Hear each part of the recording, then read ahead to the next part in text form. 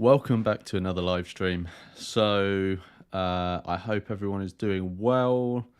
I hope I hope the stream isn't going to have a stroke this time. But yes, I hope everyone is doing okay. Everything looks okay on my end. Welcome Louis, Massilia, Life Strike, Martin, Returnal. I think is probably how you say it. Yes, so we are back on the leftist cooks train. Welcome, my transhumanist rights. So yeah, we're back on the leftist cooks train. So if you welcome to the chat, Greenleaf. If you're here and you haven't said hello yet, please do dive in and say hello. So what we're going to be doing is we're going to be finishing off the leftist cooks videos. So for those who don't know, it is a either nearly or 3 hour, I can't remember now, I think it's just under 3 hour long video essay that a leftist channel has done. They're sort of like a leftist video essay channel, and they are a welcome to the chat, John. They're a couple and they're expecting a child. Maybe they've had the child by the time, but like now, I don't know. I don't know when exactly they recorded the video. It was posted maybe a month or so ago. I can't remember how long. Maybe it was 2 months. I can't remember. But at the time of recording, they were expecting a child, and they basically are looking at antinatalism, but also the politics of pregnancy, and they go on this massive tangent. So we've covered half of it already in the first stream. So if you haven't seen the first stream, you can watch this one first and then go back and watch the first half. And in that first half, the sections on the politics of pregnancy, I thought they would still be kind of relevant to antinatalism, or they'd still be interesting. But like at one point they just started talking about different herbal teas for ages, and I and a bunch of people in the chat just got bored with it, so we skipped that bit. Now what I've done for this second bit, so there's still the second half for us to cover, and what I've done is, so I need to turn off notifications on my phone, and what I've done is I have downloaded it, cut off the stuff we've already done, so it's a smaller file size, and boosted the volume. So the volume should not be an issue now. And I didn't watch the stuff that we're going to be watching today, so it's still all new stuff.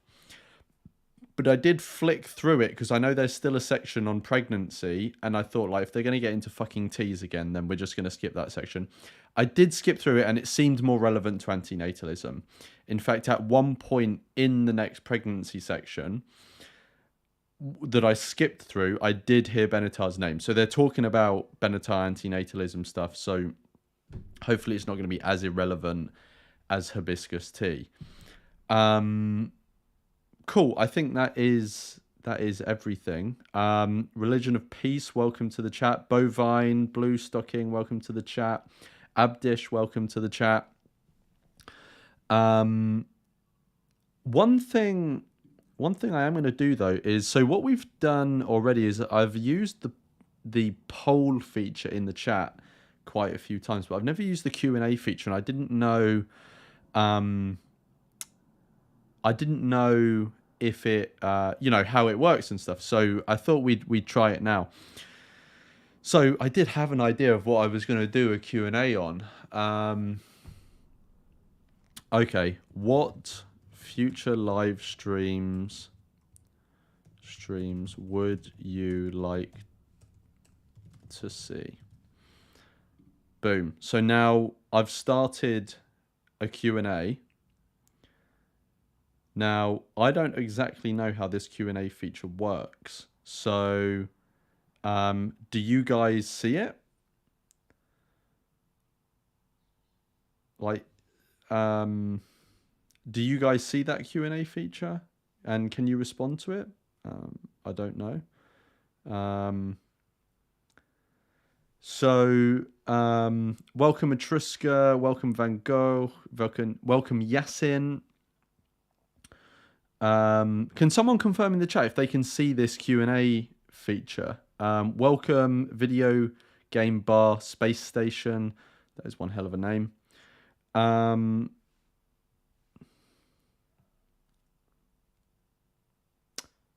Does anyone see that? I don't know if this Q&A feature is working. Can someone confirm in the chat if you can see it? Or you have no idea what I'm talking about? Dead is saying yes. That is a very to the point name, Dead. But welcome to the chat, Dead. Welcome to the chat, Trish.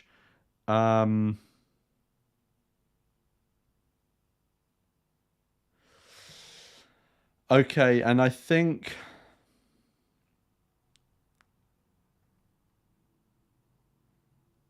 Yeah, I think I'm getting some responses in. So I'm going to end that Q&A, see what happens. So I've ended it.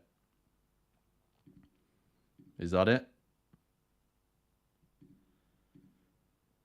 Okay, well, either I'm an idiot and I don't know how to work this Q&A feature, or that was bollocks. So we'll move on. Okay, cool. All right, let's move on. Let's crack on. So, before we get into the next part of the second half of the Leftist Cooks video, one thing we are going to look at is, so in the last section, the guy, I forget his name. Oh. We have children in this world, and we raise them to be warriors against evil. We've got our first super chat. Thank you so much, Alpha. I'm not going to say the second word because it will trigger YouTube, but thank you so much. They didn't leave a message. If you want to leave it, you can leave a message. If you want to, please put it in the chat. I'll read it out. But thank you so much, Alpha. Even if you didn't want to leave a message, still a legend. Thanks so much for the support.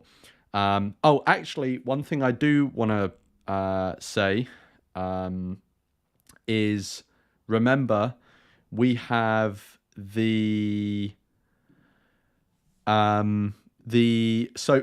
it's not scheduled yet because there's still some way to go till 5,000 subscribers, but there will be a 5,000 subscriber celebration stream, which will be an Ask Me Almost Anything fundraiser live stream. Now, you can get more information about it if you go on the posts tab on my channel. And yeah, there's more information in a post there. It's the second most recent post. But if you want to submit a question for that ahead of time, then I'm putting the link in the chat now. So that link that you see in the chat now, that goes to a Google form where you can submit anonymous questions. You can put your name if you like, it's up to you. You can ask me about antinatalism, anything else on another topic, you know, about life, whatever. And you can put as many as you want. So that form is in there. If you want to use that, please go ahead and use that. But the stream will be happening when the channel gets to 5,000 subscribers. Okay, right. I think it's about time we get to the Leftist Cooks. So, like I was saying, the guy who I've forgotten his name, is it Neil? Anyway, so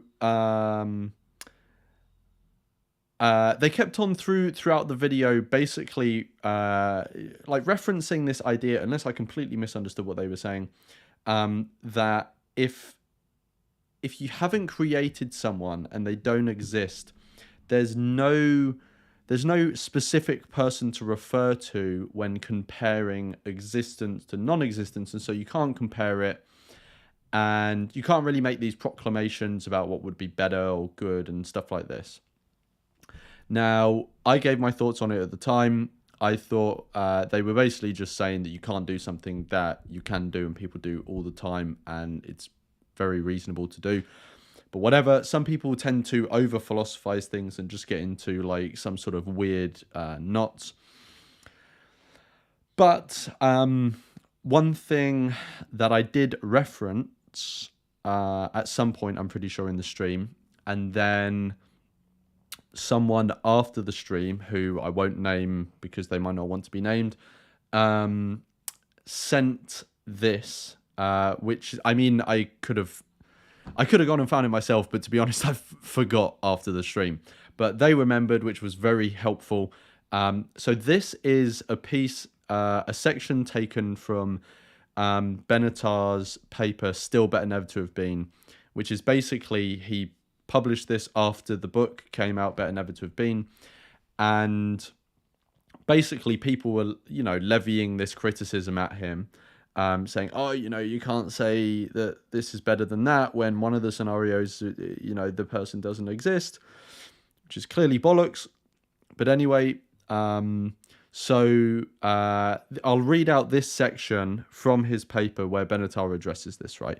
So he says, now it's obviously the case that if somebody never comes into existence, there is no actual person who is thereby benefited.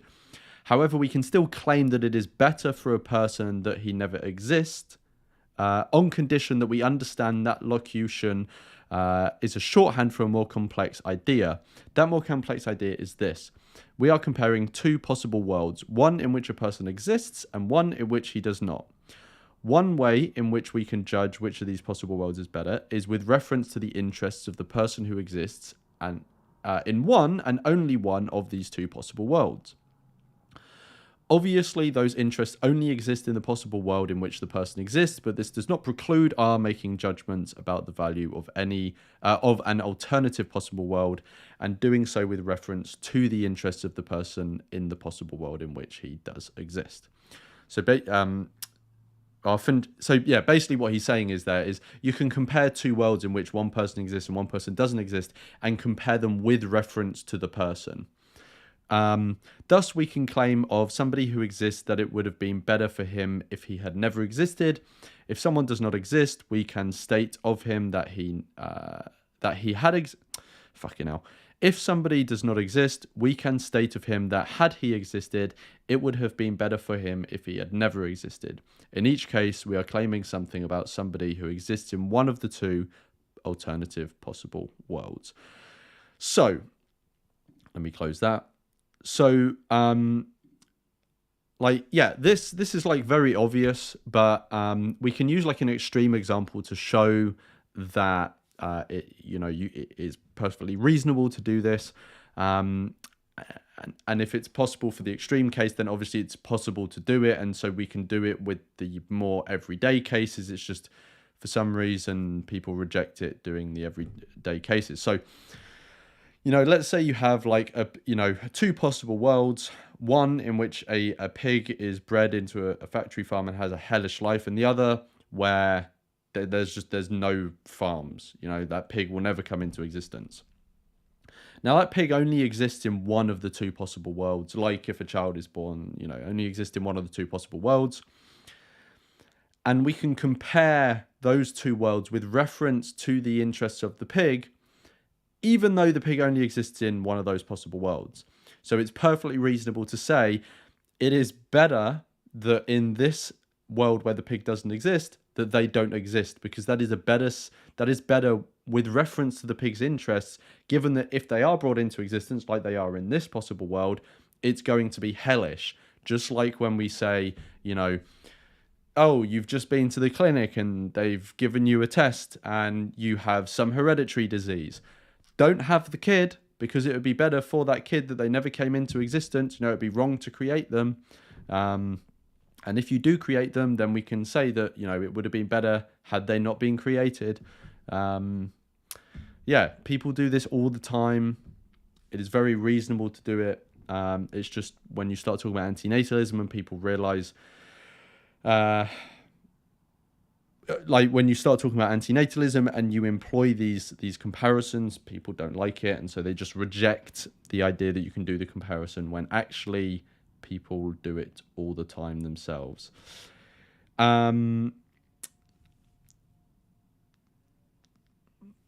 welcome to the chat, Sven. Welcome to the chat, Eco Vegan Geek. Cool. Okay. All right. I think it's about time we start with the leftist cooks. So, yeah, hopefully the audio is going to be a lot better this time.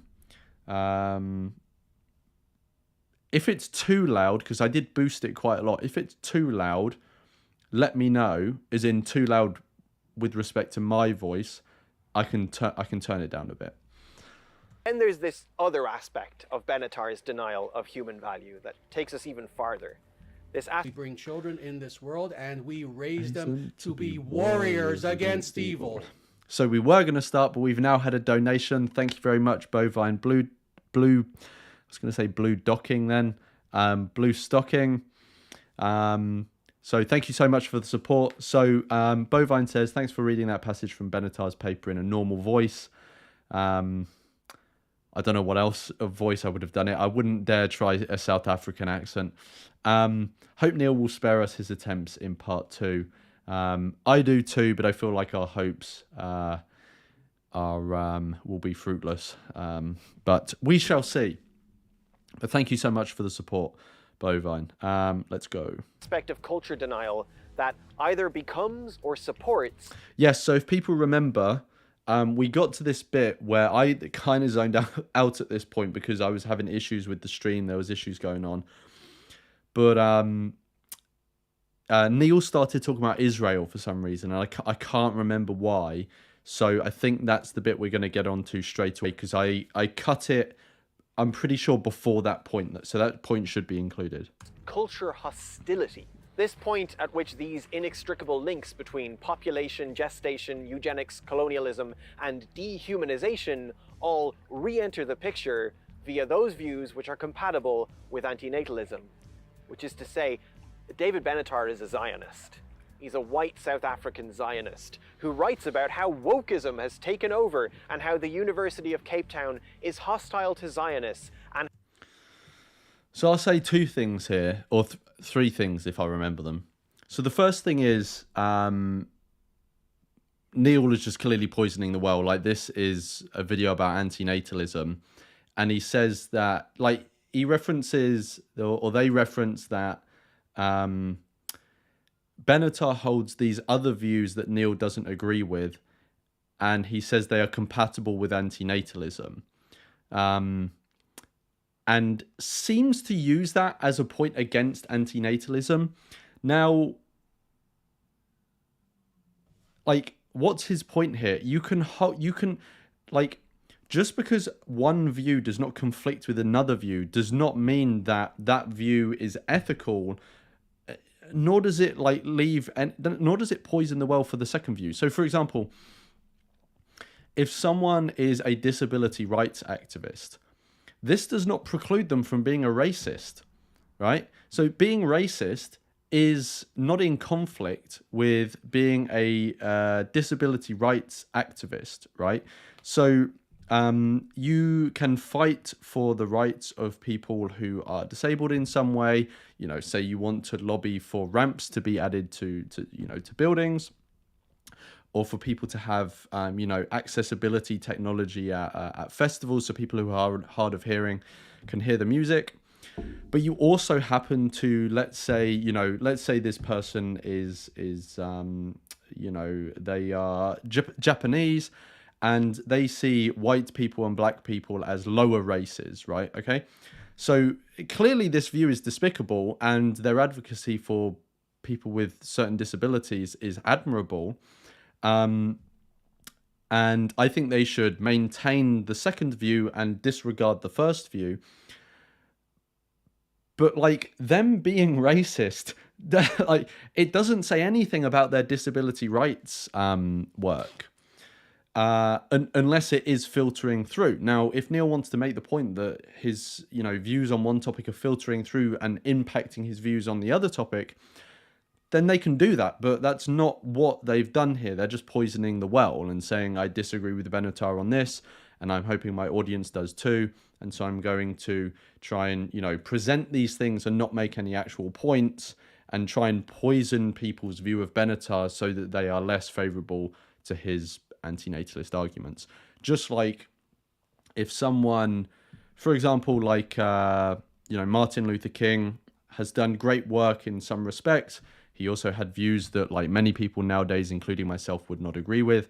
You know, like to be talking about the good things that he has done and then try and poison the well with people's opinion of him because of other views that he had. Like, it's fine to be aware of those other views, but if you're giving a talk, which Neil is doing, on the specific views on a specific topic that this person has, like, don't try poison the well with other views on other topics so that people will change their view on this topic, which is clearly what they're doing.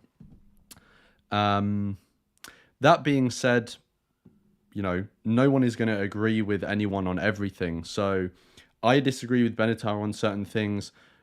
People watching will disagree with Benatar on certain things. Even if we see him as, you know, sort of like a very clear thinker and very eloquent on this topic, we may completely disagree with him on another topic. That is life.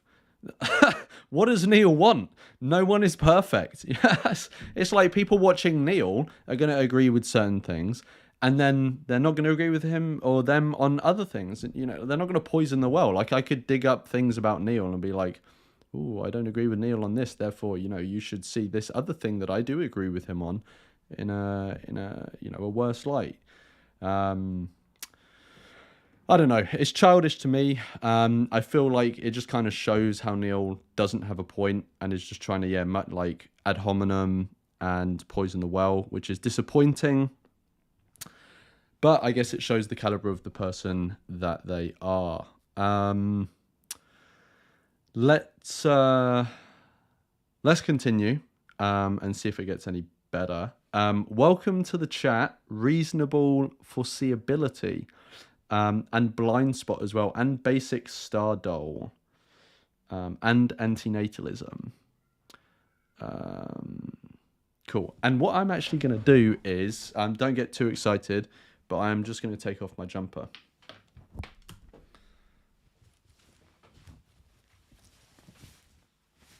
And I just remembered something.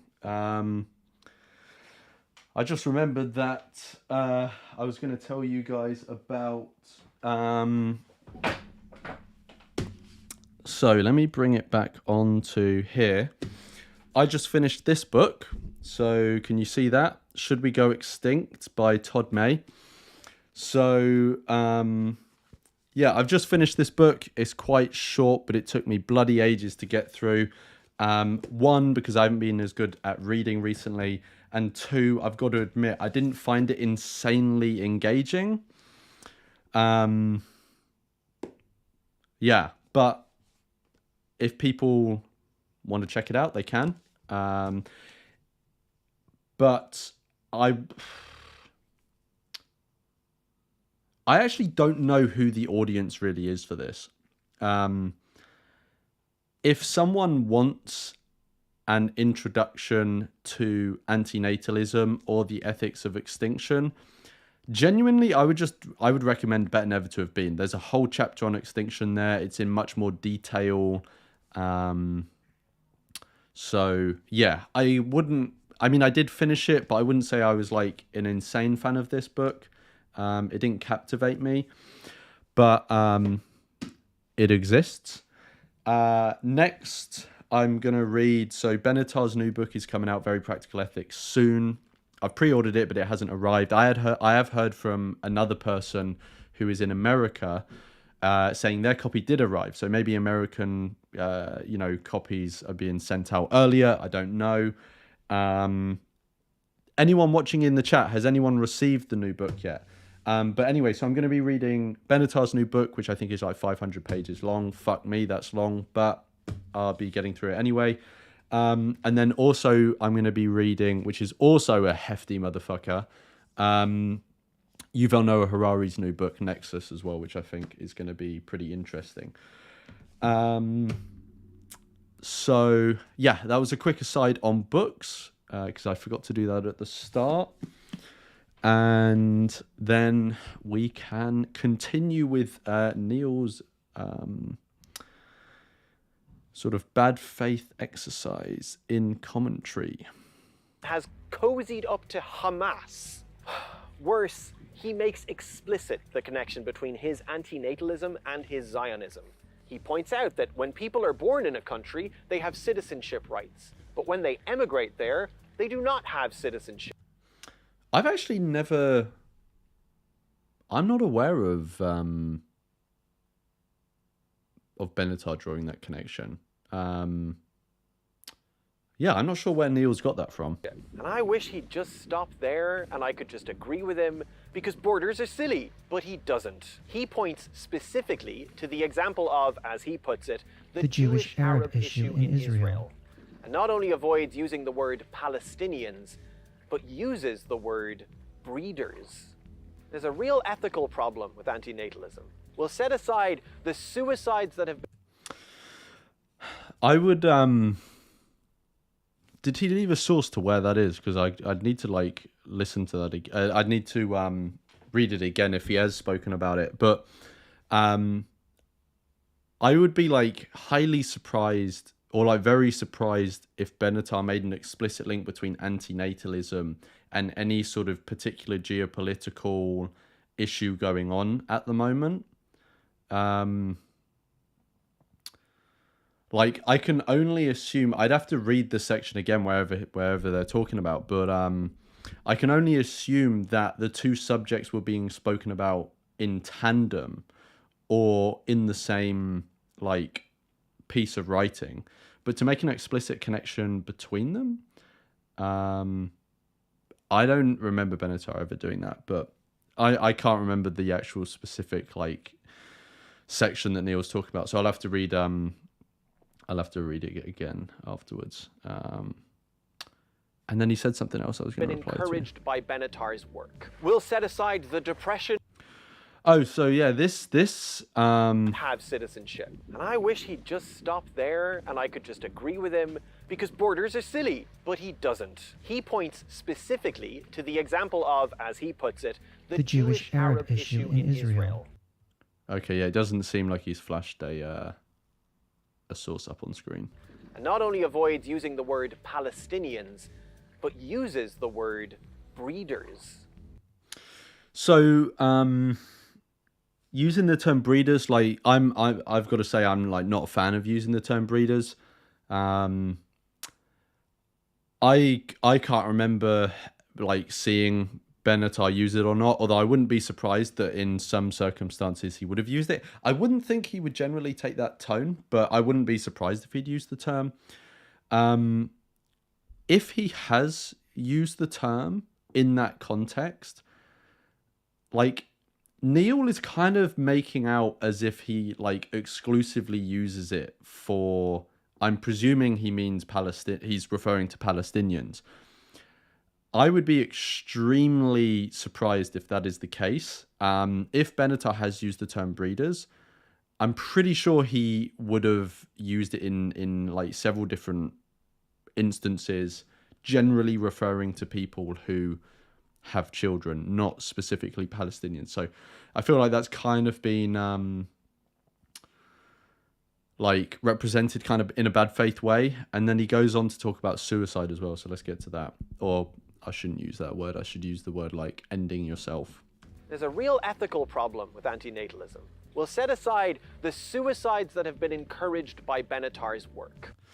Okay, so two things here. So he says the people ending themselves that have been encouraged by Benatar's work. Now,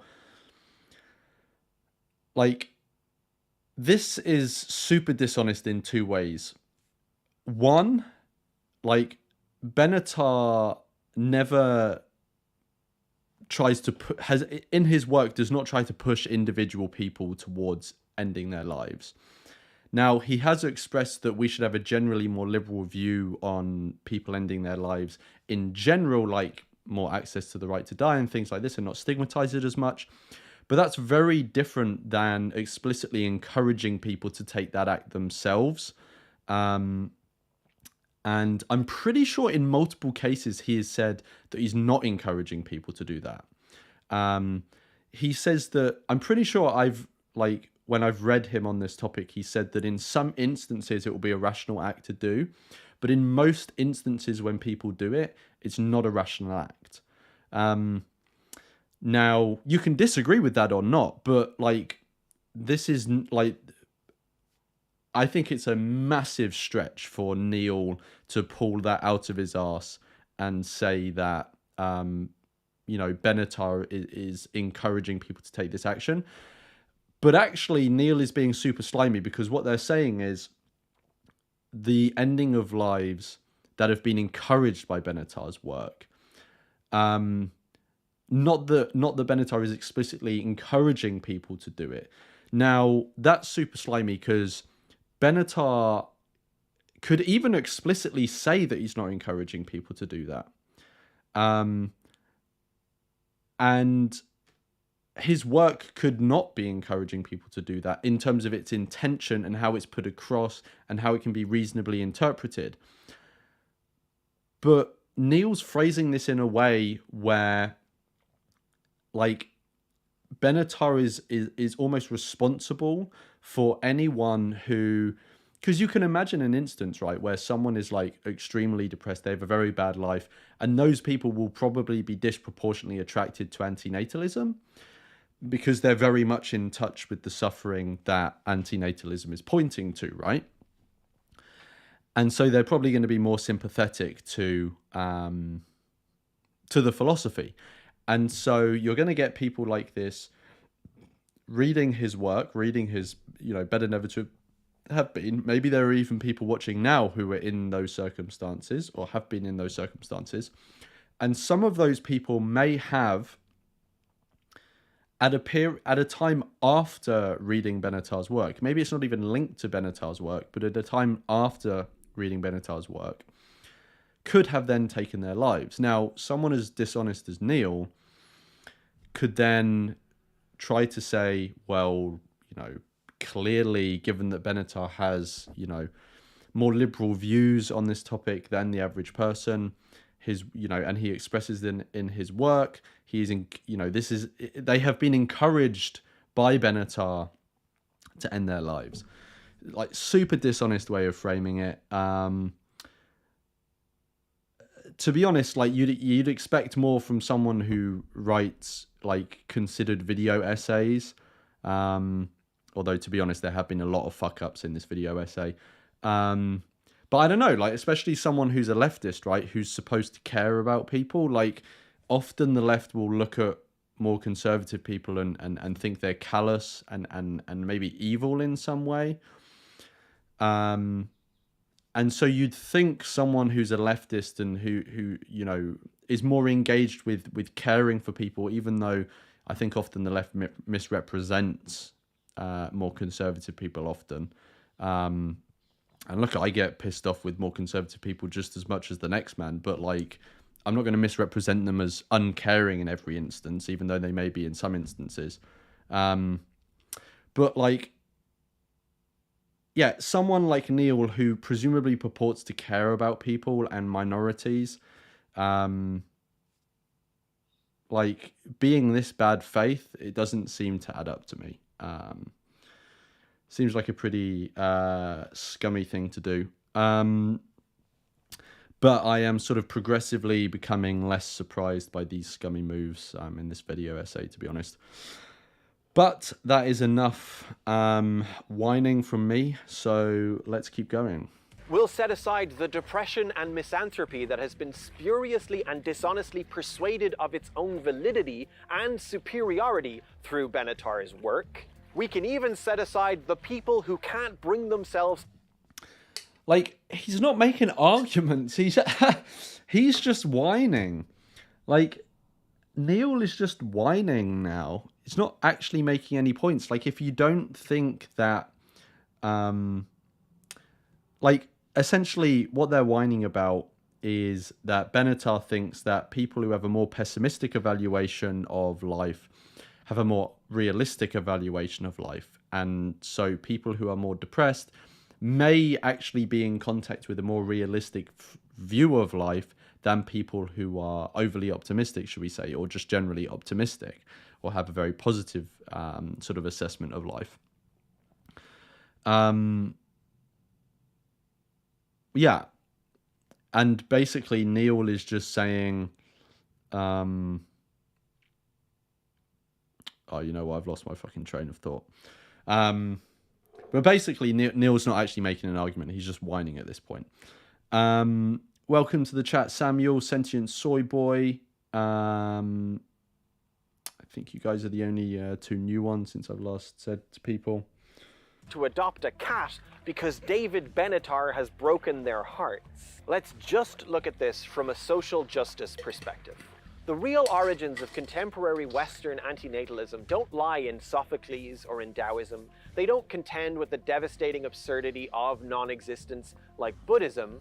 They don't engage with the gristle and blood of feminism like de Beauvoir. The real origins of contemporary Western antinatalism lie in Malthus, in population control, in colonialism, and in fascist rhetoric. This is a fear-based anti-people, anti-love philosophy.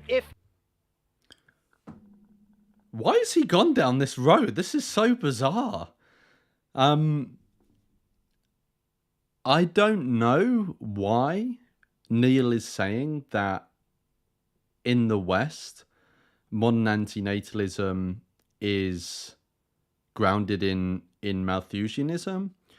There was a wave of antinatalism that was quite rooted in Malthusianism, or it was at least like concordant with Malthusianism, maybe like 120, 30 years ago.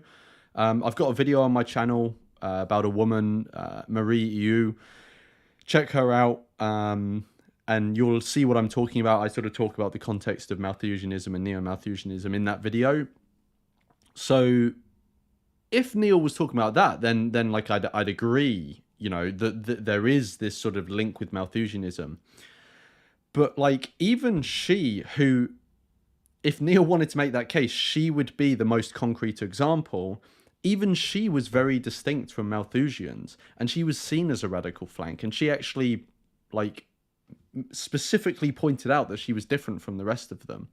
It's just she used the term Neo-Malthusian, and people used the term Neo-Malthusian to describe her because there wasn't a term antinatalism yet. But having said that, they were all very intermingled back then. Now it's a very separate question. Like now, like modern antinatalism, not just Western, like antinatalism pretty much all over the globe tends to have this through line back to Benatar's work, but people do have, you know, other influences that they tend to pull on. So you've got like Almari, Arthur Schopenhauer, a variety of other people, you know, Shauna Schifrin. Like there are many sources of inspiration, however you want to say it, or influence that people pull on with antinatalism. I don't know why Neil is distinguishing about Western specifically, because like this, like very similar influences are in other non-Western nations and areas of the world, and people all over the world reference Benatar, who this video is about. His accusations of, he says colonialism, and I can't remember the other things he says. I'm just going to like provide evidence, or I'm just not going to take it seriously. You know, that can be asserted without evidence, can be rejected without evidence. So see you later, Neil, on that one. But yeah, like I would say, if you want to point to antinatalism being sourced in the modern day in an ancient, not even ancient, but someone who isn't alive today, like someone back in time, probably the most referenced person would be Arthur Schopenhauer. So if you speak to antinatalists today, I would say the strongest influence is from Benatar. But Benatar's strongest influence, it's clear in his writing, wasn't Malthus. In fact, Benatar is like very different from Malthus. Benatar explicitly says his has nothing to do with environmental boundaries or overpopulation. It's about the ethics of bringing that individual person into existence. So Neil is just pulling absolute like brown ones out his arse on this one. But yeah, so the strongest influence I would say is Benatar, which is why he's so heavily spoken about and referenced by people. But even if you were to ignore Benatar and talk about people who are a bit back in time, probably the strongest is Arthur Schopenhauer. He's probably the most widely referenced and spoken about other than Benatar. I might be wrong on that, but like Arthur Schopenhauer was pretty influential, even if you wouldn't class him as an antinatalist, like specifically. And the irony is that Arthur Schopenhauer was like influenced by more Eastern thinking. I'm not really aware of. I might be ignorant on this point, so if someone is way more informed, please tell me. But I'm not aware of Schopenhauer being particularly influenced by Malthus at all. I might be wrong on that, but like Neil trying to say antinatalism, Malthus, colonialism, racist, all this sort of stuff. This just seems to me like, level 0 bad faith leftist bullshit, basically. And it's kind of ironic because like Neil was just whining about the fact that Benatar is pissed off at woke people when Neil is doing the very thing that woke people tend to piss people off with. So it's, I don't know. I just like Neil is, I don't know. I think Neil is sat on a big one and he's just chatting shit now. As many an antinatalist has obfuscated with language, people are just shit and life is just bad. If joy and culture and constructed human value systems are all fucking illusions, then we end up with humans as NPCs, placated by the illusion of meaning and enduring the horror of existence. But crucially, some of us are more immersed in illusion than others. Those of us who believe in a god, or in a particular mode of dress, or in ceremony. See, those people are more fool than others. And then there are those of us who are disabled, suffering, possessing objectively less to offset that suffering. Benatar is explicitly ableist when he says that while most people think that living life without a limb does not make life so bad that it is worth ending, most of the same people also think that it is better not to bring into existence somebody who will lack a limb. Hang on a minute. Neil is saying that Benatar is explicitly ableist here. Benatar's referencing other people's views. He literally says, while most people think. And then I can't remember if it's in Better Never to Have Been or in another piece, but he then talks about how disability is a social construct, which I'm pretty sure that Neil would vibe with, and how the boundary of what we categorize as a disability and not is often kind of arbitrary. Like, I don't know, maybe Neil's going to bring up more stuff, but I feel like actually Neil and Benatar would not be at loggerheads as much on that point, but Neil has picked this as a hill he wants to have a fight on.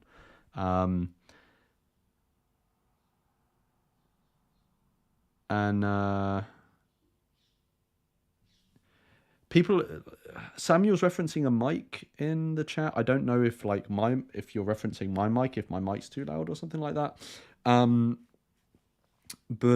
Yeah, and then like as evidence of Benatar being ableist, he puts up a quote where Benatar's talking about other people's views. But anyway. Shall we call him on appealing to the general mood of people? In, I think, a way that is statistically incorrect, by the way. I don't think that aborting on the basis of a missing limb is the majority view. But aren't we generally mistaken about lots of things? Why would we lend credence to such a very specific and hostile view based on probably the general intuition that most... I'd need to read the passage again, but like, I don't think Benatar would be saying that like, because most people believe this, it is therefore true. He's just using it as an example. Like, Benatar is antinatalist and vegan and many other things that will probably not be mainstream. He's not going to fall for the whole thing of, most people believe this, therefore it's true. Again, so I feel like Neil is probably right. Cool. Thanks for clarifying, Louis. Yeah. So I feel like he's misrepresenting again there. There was something else I was going to say, but I have forgotten. People have, when a full third of the fucking book is dedicated to how wrong our intuitions are, another oscillation. The whole useless taxonomy of better never to have been can be summed up by a single line in chapter 3. As the world human population grows, the number of deaths increases. It is hard to argue with that, David. That is definitely true. It's just not a meaningful description of the relationships between things, is it? Between causes and effects over time, experienced by subjects who exist in socially constructed creative value systems, whose perspectives cannot be mapped onto the view from the universe, and for whom, equally, the view from the universe must remain an impossible, absurd perspective. People exist in cultures, and we mean the meaning and joy we make for one another. We are not mere vessels for death. Saying that it would be better that all... I don't know why he's gone off on like that one sentence. All Benatar's saying, I mean, again, I'd have to read it in the context of the whole paragraph, but given that Neil has conveniently not presented that whole paragraph, I'm just going on this one sentence.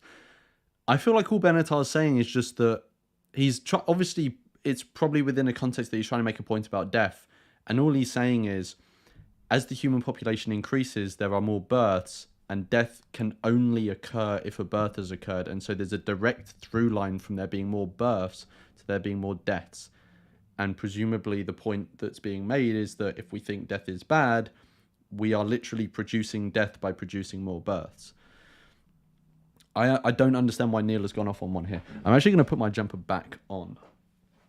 But let's continue. All of that not exist is no less fascistic or evil than saying that particular bits of it shouldn't exist, like the Muslims or the people without limbs. We can't be mistaken about how well our lives go without the addition that we are mistaken about how badly they go too. At which point, what's the fucking difference? It's all subjective, it's all cultural. And the path of rational thought through history, setting aside that this is a wrong way to think about history, has brought us to this juncture, this fork in the path. On one side is culture and relativity and poetic naturalism and the anthropological perspective. Everything we think of as objective is actually partially constructed. And does anyone know what poetic naturalism is? I've never heard of that. The meaning we construct is the only true meaning. And on the other side is this absolutism, in which we are objectively mistaken and there is no meaning and suffering is more absolute than anything else. In the distance on one of those paths is the sound of children's laughter. But anyway, I've gotten very poetic because I'm not a philosopher, and like I said, if you want my real formulated argument against Benatar, I wrote a whole book and it's free on Patreon. This is just a rant. This is just me pushing a rock up a hill and wishing to continue existing from my biased perspective as an exister. None of this is even really how I got to fuck it. How I selfishly decided to bring another person into existence, and now Sarah and I are going to have another child. This has nothing to do with the ethics of parenting. If all of this cannot be compartmented into categories of absolute moral good and absolute moral bad, then surely the next logical question is, what can you do that is morally good? How can you parent in a way that is as close as we're going to get to ethical? You ever seen a baby laugh? Like, come on, like... That's good shit. It's peak. It's peak. Peak humanity. As Neil was reading Benatar, I started to wonder about feminist antinatalism. I found a frankly kind of sloppy literature review on the topic, which said that Simone de Beauvoir, the feminist writer whose works I returned to over and over, was an antinatalist. So this is the section that I thought would be a bit, I mean, it is going to be more about pregnancy. Last time we were in a section about that, they started talking about tea. We bring children in this world and we raise them to be warriors against evil. Sorry, very quickly before I get to the super chat, I will just say about this section. So I did skip through this section. They don't seem to reference tea, but I didn't see every single bit of this section. It does seem to be more relevant to antinatalism, and it's a good sign that they start off by talking about Simone de Beauvoir and antinatalism, so that's good. So hopefully, hopefully, I just lost my train of thought, but hopefully it's a good section. Cool.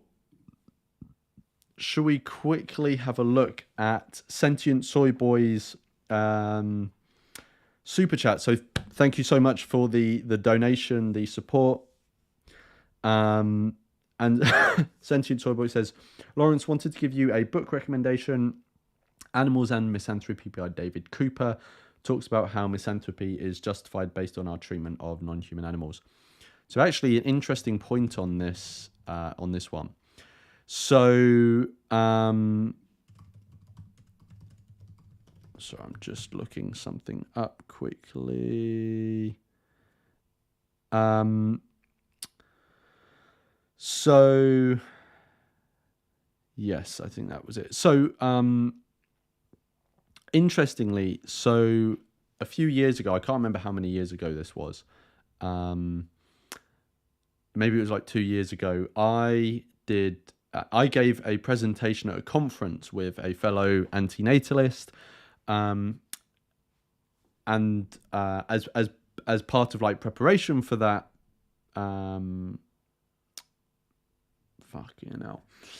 As part of the preparation for that presentation, we read sections of this book. She may have read the whole book. I actually can't remember because I remember she was very much into this book. But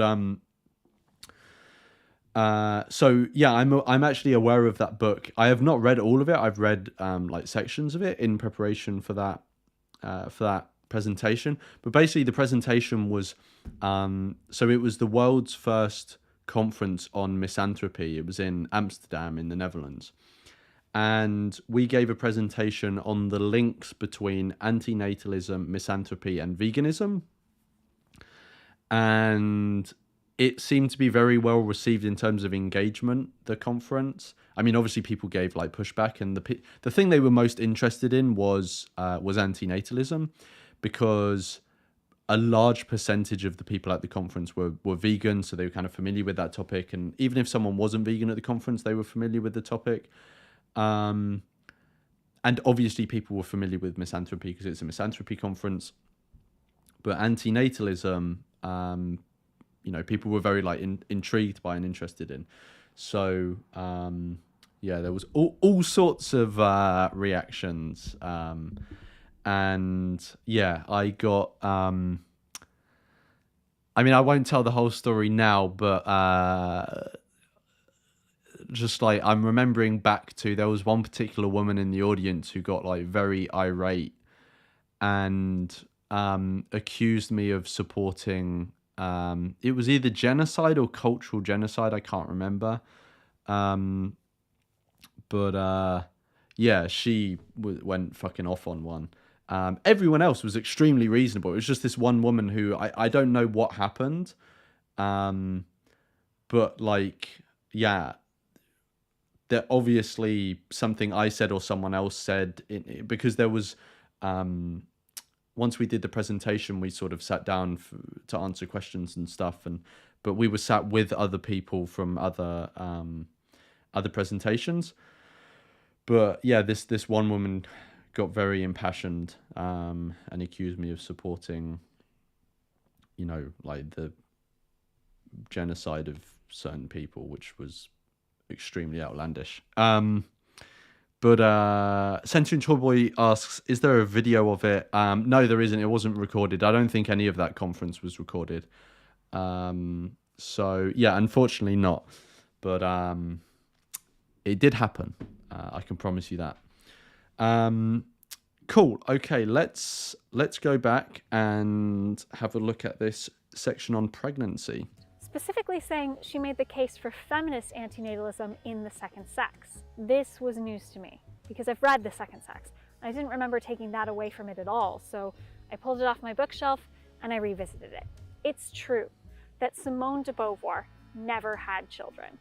She adopted one of her partners on her deathbed, Sylvie Le Bon de Beauvoir, but they were both very much adults, and it was for legal inheritance reasons. In the biology section of The Second Sex, the section that gets most often misused by TERFs, she does talk in stark terms about the physicalities of pregnancy, saying that pregnant women are in a state of alienation. The female is both herself and other than herself during the whole gestation period. After delivery, she feeds the newborn with milk from her breasts. This makes it difficult to know when it can be considered autonomous, at fertilization, birth, or weaning. It is not that the mother lacks individual qualities, far from it. In periods when she escapes the servitude of maternity, she can sometimes be the male's equal. The mare is as quick as the stallion, the female hound has as keen a nose as the male. Female monkeys show as much intelligence as males when tested. But this individuality is not asserted. The female abdicates it for the benefit of the species that demands this abdication. But de Beauvoir also considered the body a situation rather than a static object, and argued forcefully that culture, not biology, created the otherness of womanhood. What I think is more telling is not her writing on pregnancy as a bodily phenomenon, but motherhood as a practice. De Beauvoir profiled women who had different mothering experiences based on their class, wealth, intimate relationships, and support systems. In doing so, she illustrates that the experience of motherhood is variable, that it can be a state of ecstasy or oppression. What I'm going to do is put it on 1.5 playback again, because it is a long video. And material circumstances. Still, while de Beauvoir is critical of the idea that an instinct towards motherhood is natural or universal, she emphasizes the ways it can necessitate an alienation from self, from individuality. And I think that's probably true. For many of us, there are very few life decisions that can't be undone. But a child cannot be uncreated once it's been created. It can be abandoned, neglected, or killed, but once it has come into being, it can never not have been. And if you add on Simone's idea that doing so is permanently abdicating one's individuality, autonomy, then pregnancy carries existential stakes. At this cultural moment, I'd argue that our schema around motherhood is quite conservative. The family, the nuclear family in particular, is often a site of trauma and oppression. Engels posited that this was to do with private property and monogamy, but that feels a little too convenient for me, personally, as I've seen all kinds of unhappiness across all kinds of family structures.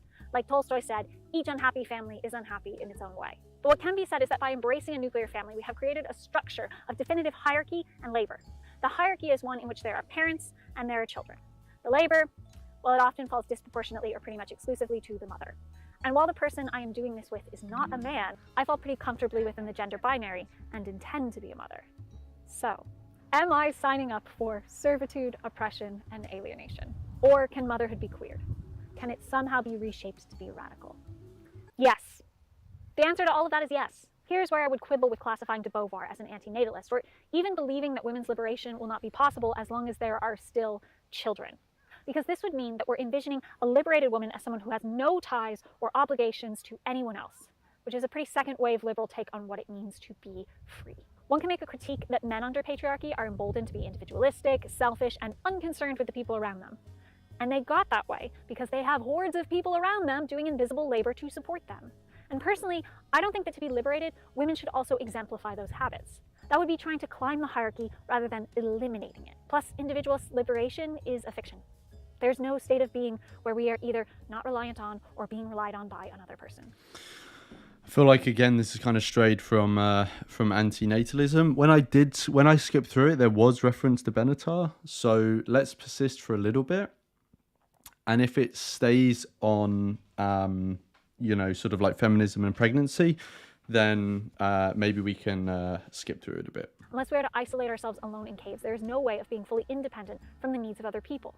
Simone says this herself in the Ethics of Ambiguity. The me-others relationship is as indissoluble as the subject-object relationship. To will oneself free is also to will others free.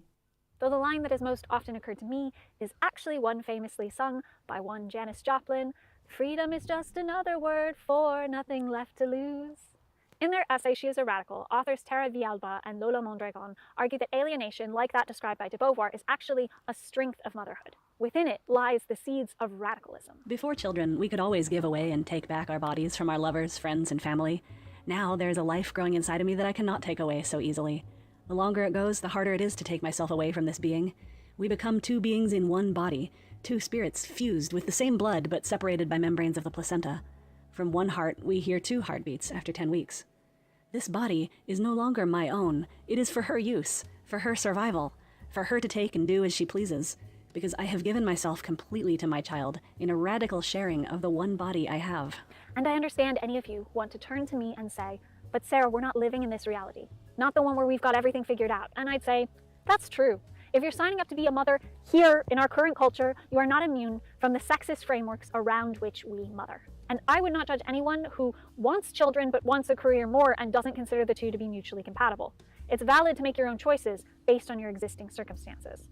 But I don't think it's valid that you're being put in the position where that is a choice that you have to make. Because there is nothing inherent or natural about the amount of work that gets placed on individual women in caring for infants or children. In fact, if we can detour to anthropology for a moment, our current nuclear family model is a profoundly aberrant one. In her book Mothers and Others, anthropologist Sarah Blafley-Hurdy looks at prosimians, monkeys. One thing as well, obviously, to take into account, so I mean, on her point of like things disproportionately falling on the mother, like obviously there are certain like biological reasons why a mother is going to have to be more engaged with you know, the infant, one example being breastfeeding.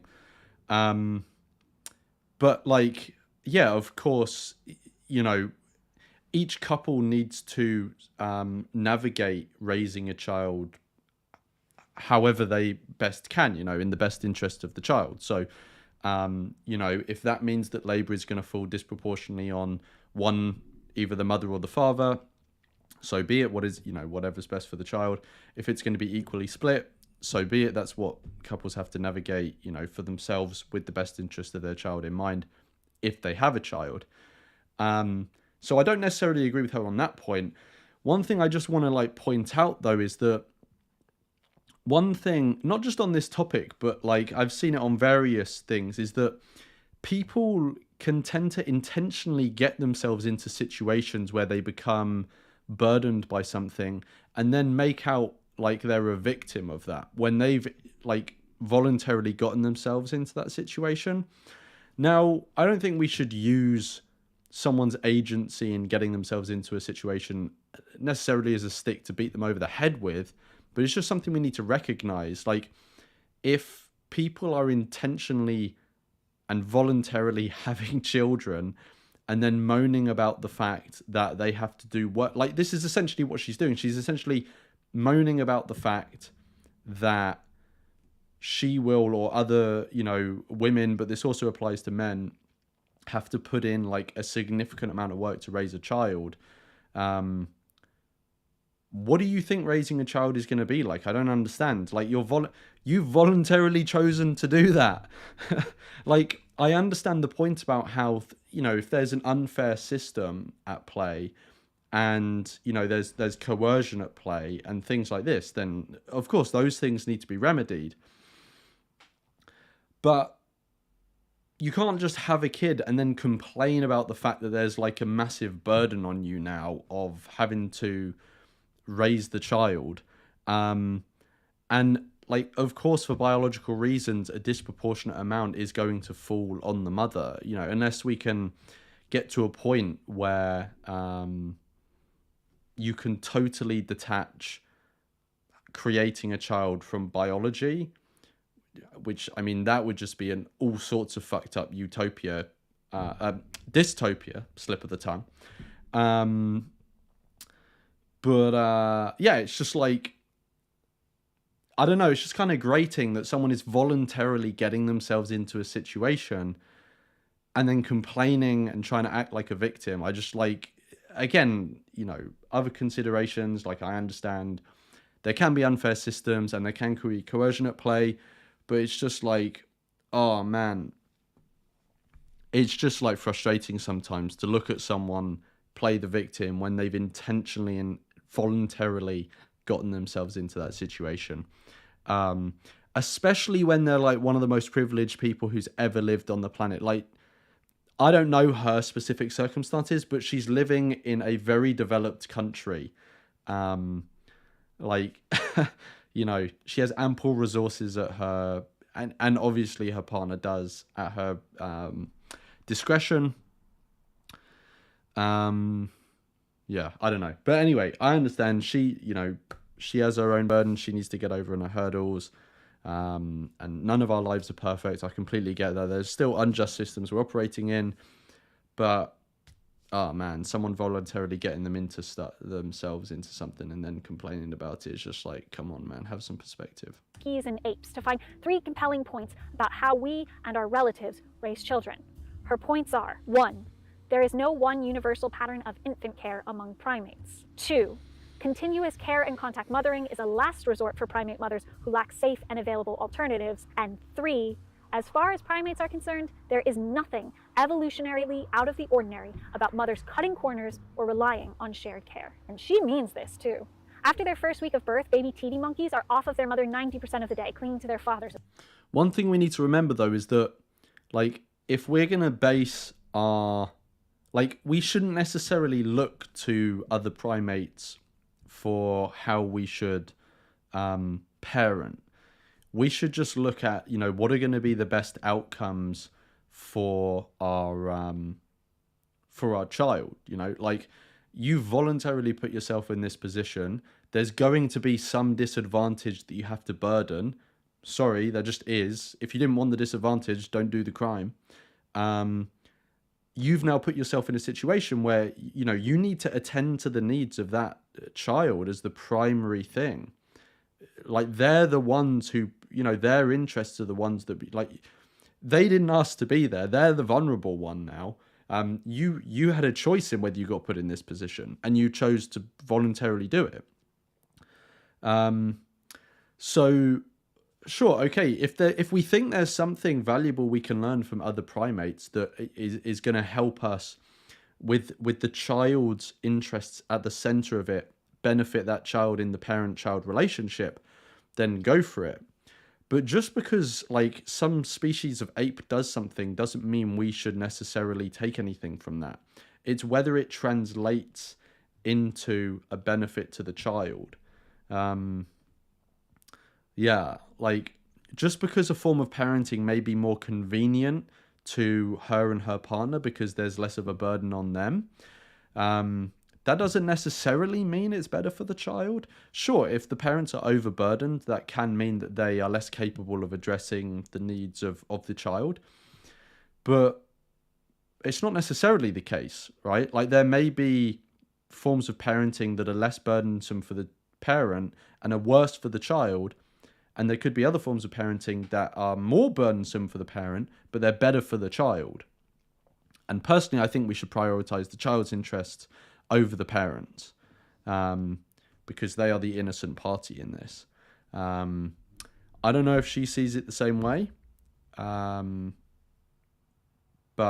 yeah, it doesn't come across like that in this.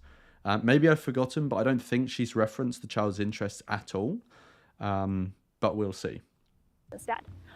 Welcome to the chat, Dan Yukin. I think I've said your name right. Linda, welcome to the chat. Dr. Joe, welcome to the chat. Thunderquake, welcome to the chat. And I think I saw that you were a new subscriber, maybe. So thank you for subscribing. Vegan Equilibrium, welcome to the chat. Let Go. I'm not sure if I've said welcome to the chat to you yet. Matthew, Riol, welcome to the chat. If you hadn't said hello already in the chat, then please do. When famously promiscuous Barbary macaques give birth, the whole troop of males take turns carrying the baby around, playing father figure, even as the biological father remains a mystery. Hanuman langurs pass their newborns off to cousins, siblings, aunts, grandmothers. Even on their first day of life, they...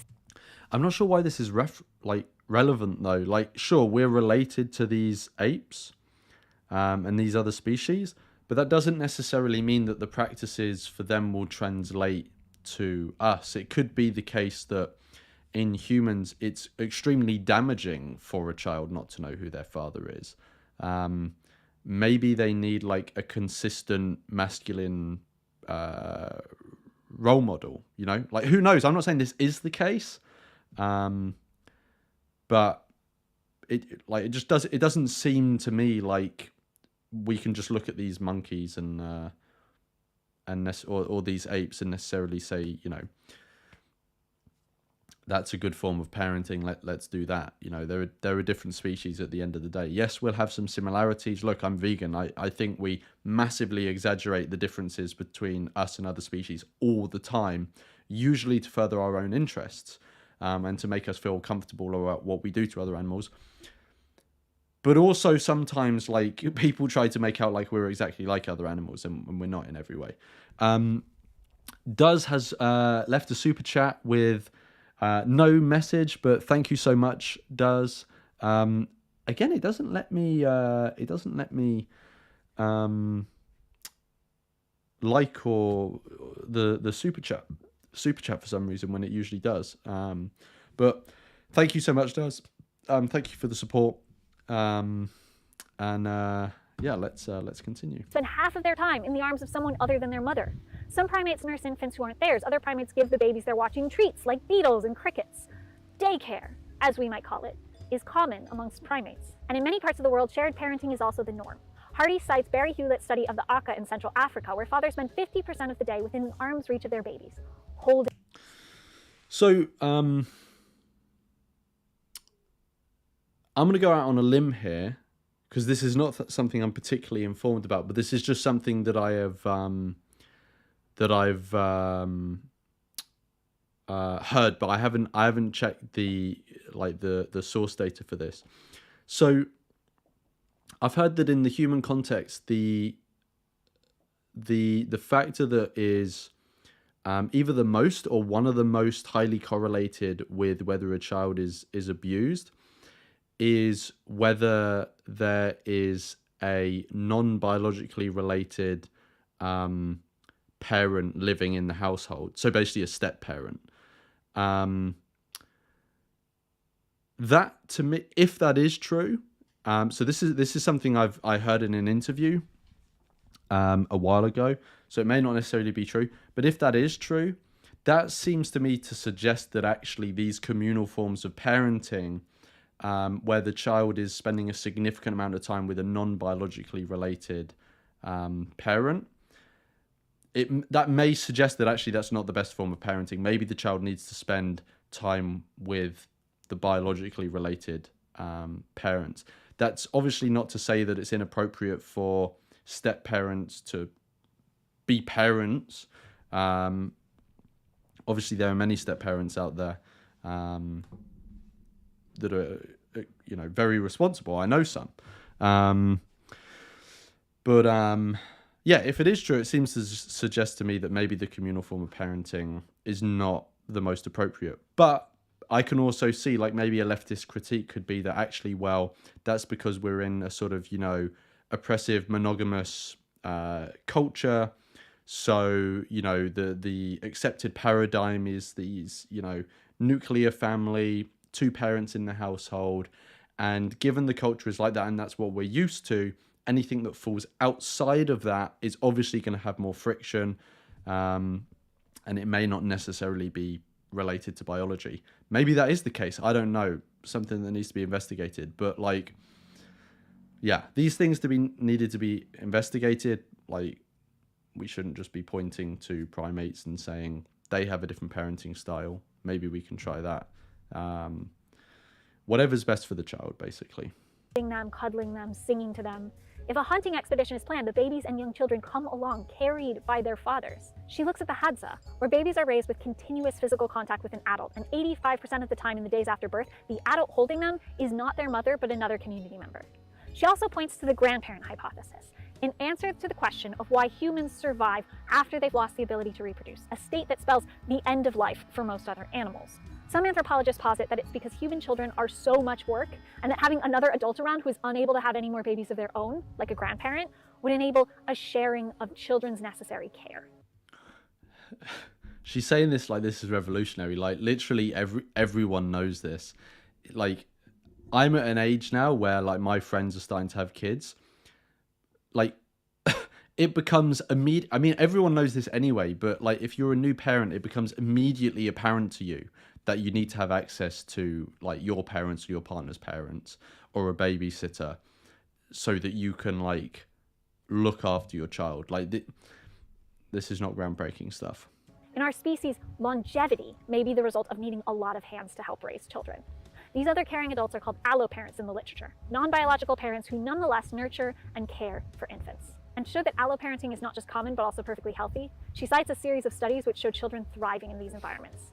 Finally, she concludes, to anyone accustomed to conventional Western wisdom that children developed optimally when cared for by a single, sensitive, and reliably responsive individual, namely the mother, these results may at first seem startling, even nonsensical. But on closer consideration, what the results from Israeli, Dutch, and East African studies actually show is not that having a responsive mother does not matter, of course it does, but that infants nurtured by multiple caretakers grow up not only feeling secure, but with better developed and more enhanced capacities to view the world from multiple perspectives.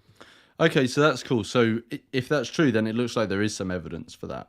So yeah, centering the child's interests. This can make a child more empathetic as well as contribute to more sophisticated capacities for attributing mental and emotional states to others.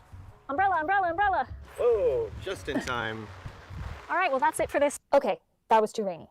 The subject of alloparenting is personal for me because while I'm going to give birth for the first time, This is getting a bit off the topic of antinatalism, isn't it? Let's have a little flick through and see. So there's talking about mothering again. Mothering. She's still in a garden. How can I? No. rest on a fantasy about going out in some fiery glory mission. Instead, with a child, she recommitted herself to the day-to-day boring work that often actually pushes movements forward. And it's worth remembering that for people of color, deciding to have children in defiance of racist eugenics programs is in itself a revolutionary act. And revolution should be about...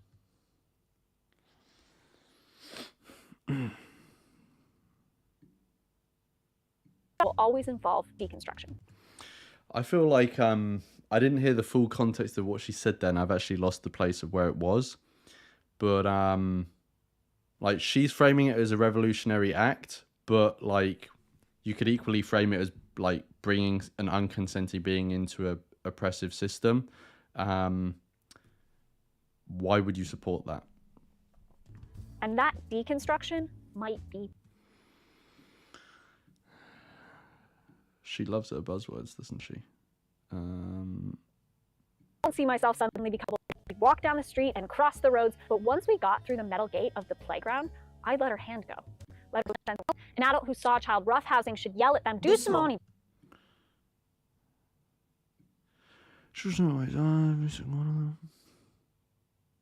Capable of recognizing this, may be incapable of Believe me, there's a lot to criticize about the French system, not least of which is that most people in that park minding those children selfish. You know, what they really needed to do is because, like, the politics of pregnancy and antinatalism, like, whilst there can be links, they're discussing them in ways where they're actually not, they don't seem to be that linked. So this kind of should have been two separate videos. Vegan food and just drilling socialist propaganda into their heads, I guess. And we'd get to see all of their mornings and all of their nights and all of their good and bad days. But I don't think they'd be better for that. And I do think they'd be less happy. Simone de Beauvoir. If somebody could direct me to the village, I would really appreciate that. I don't necessarily adhere to the idea that, you know, it takes a village to raise a child, or that everyone should have a hand in raising your children. There are people I don't want anywhere near my children. There's like a Trump guy down the street from me. I don't want that dude touching me, dude. You know, my wife and I talked about, like... Okay, right. Maybe we're getting on to a different section. There's always going to be hidden moral gray areas or like hidden violences to everything, but that doesn't mean that you can't persist, because if you just stop persisting, then that's also its own problem. Blech. Let's be real. Let's look at this from the perspective of a millennial asking themselves whether or not they will literally have a kid. Welcome to the chat, 5 p.m. Hazy Blue. David's in the chat as well. Abdullah. David says, Lawrence, you should volunteer to look after people's kids so you can indoctrinate them into antinatalism. That'd be a world first, wouldn't it? World's first antinatalist babysitter. You're probably less concerned with... God, imagine creating a LinkedIn profile for that. Well, actually, do babysitters create LinkedIn profiles? I don't think so. de Beauvoir's alienation or Benatar's moral problematism, and more concerned with, oh, everything, all of it, all this, the world. You're probably more, if you're thinking about like everything. The world, as we have grown accustomed to saying, is on fire. You live in this world with the climate catastrophe unabated and this rampant inequality and rise of the worst politicians and public figures, all operating behind a dizzying theatre of misinformation, digital sludge, and a fanatical devotion to line go up. People in the West, global north, gated world, bastardstown, etc., are increasingly choosing not to have children. And if they are having children, they're only having one, in spite of polls that say that very few people think that one is the ideal amount of children to have. So what do would-be parents say when asked why? Well, when we looked at sources from the USA, the short answer is economic conditions. I'm not actually sure that's true, what he was saying about people having one child. My understanding is that the reason birth rates are going down is not because like the people who have children are having less children, it's because less people are having children. So you have that group of people who have no children is growing, rather than people who had, 2, 3, 4 children are having 1, 2, 3 children. But to be honest, I'm not committed enough to look at his source for that. Recession, student debt, precarious employment, housing.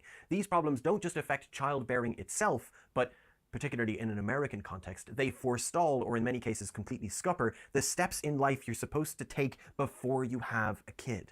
So increasingly aging millennials aren't getting out from under their student debt. They're not getting married. They're not buying homes. They're not in careers for life. They don't have the kinds of savings they'd like. And if they ever do, well, then they spend them on crises like medical debt and so on.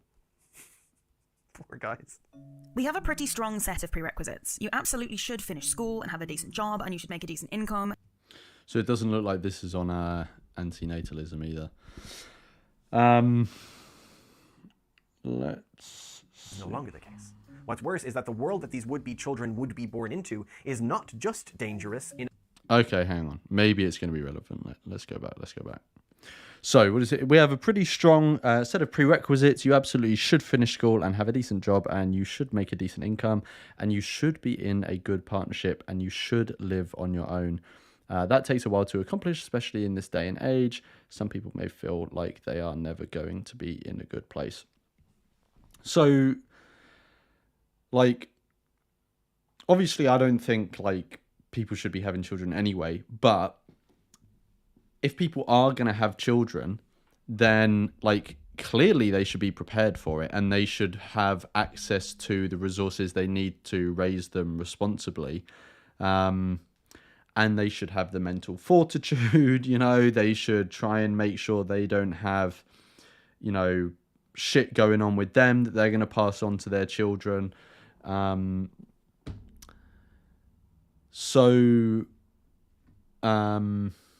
I'm not like, well, let's see what Neil's going to say, because I'm not sure if he's like critiquing that or not.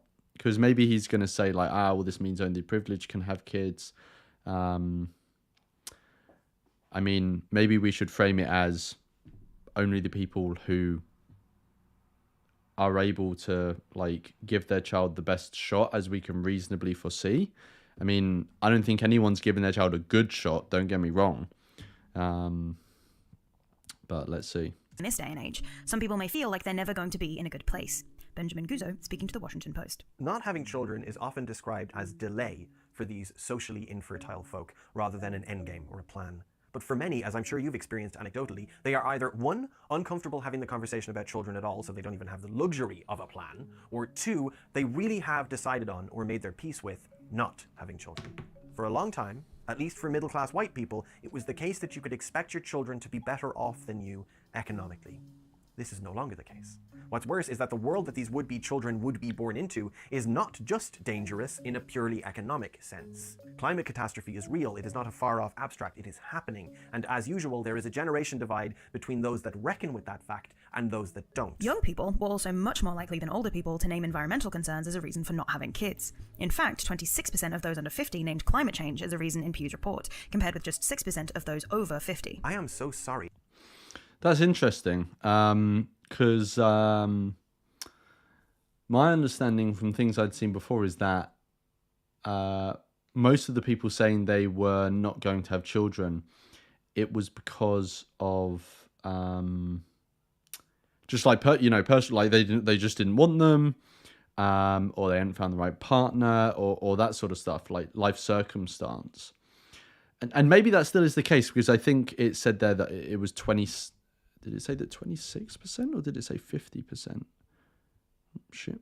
In fact, 26. It said 26 under the age of 50. So it still could be the case that the majority is just personal circumstance. In fact, it probably is the case.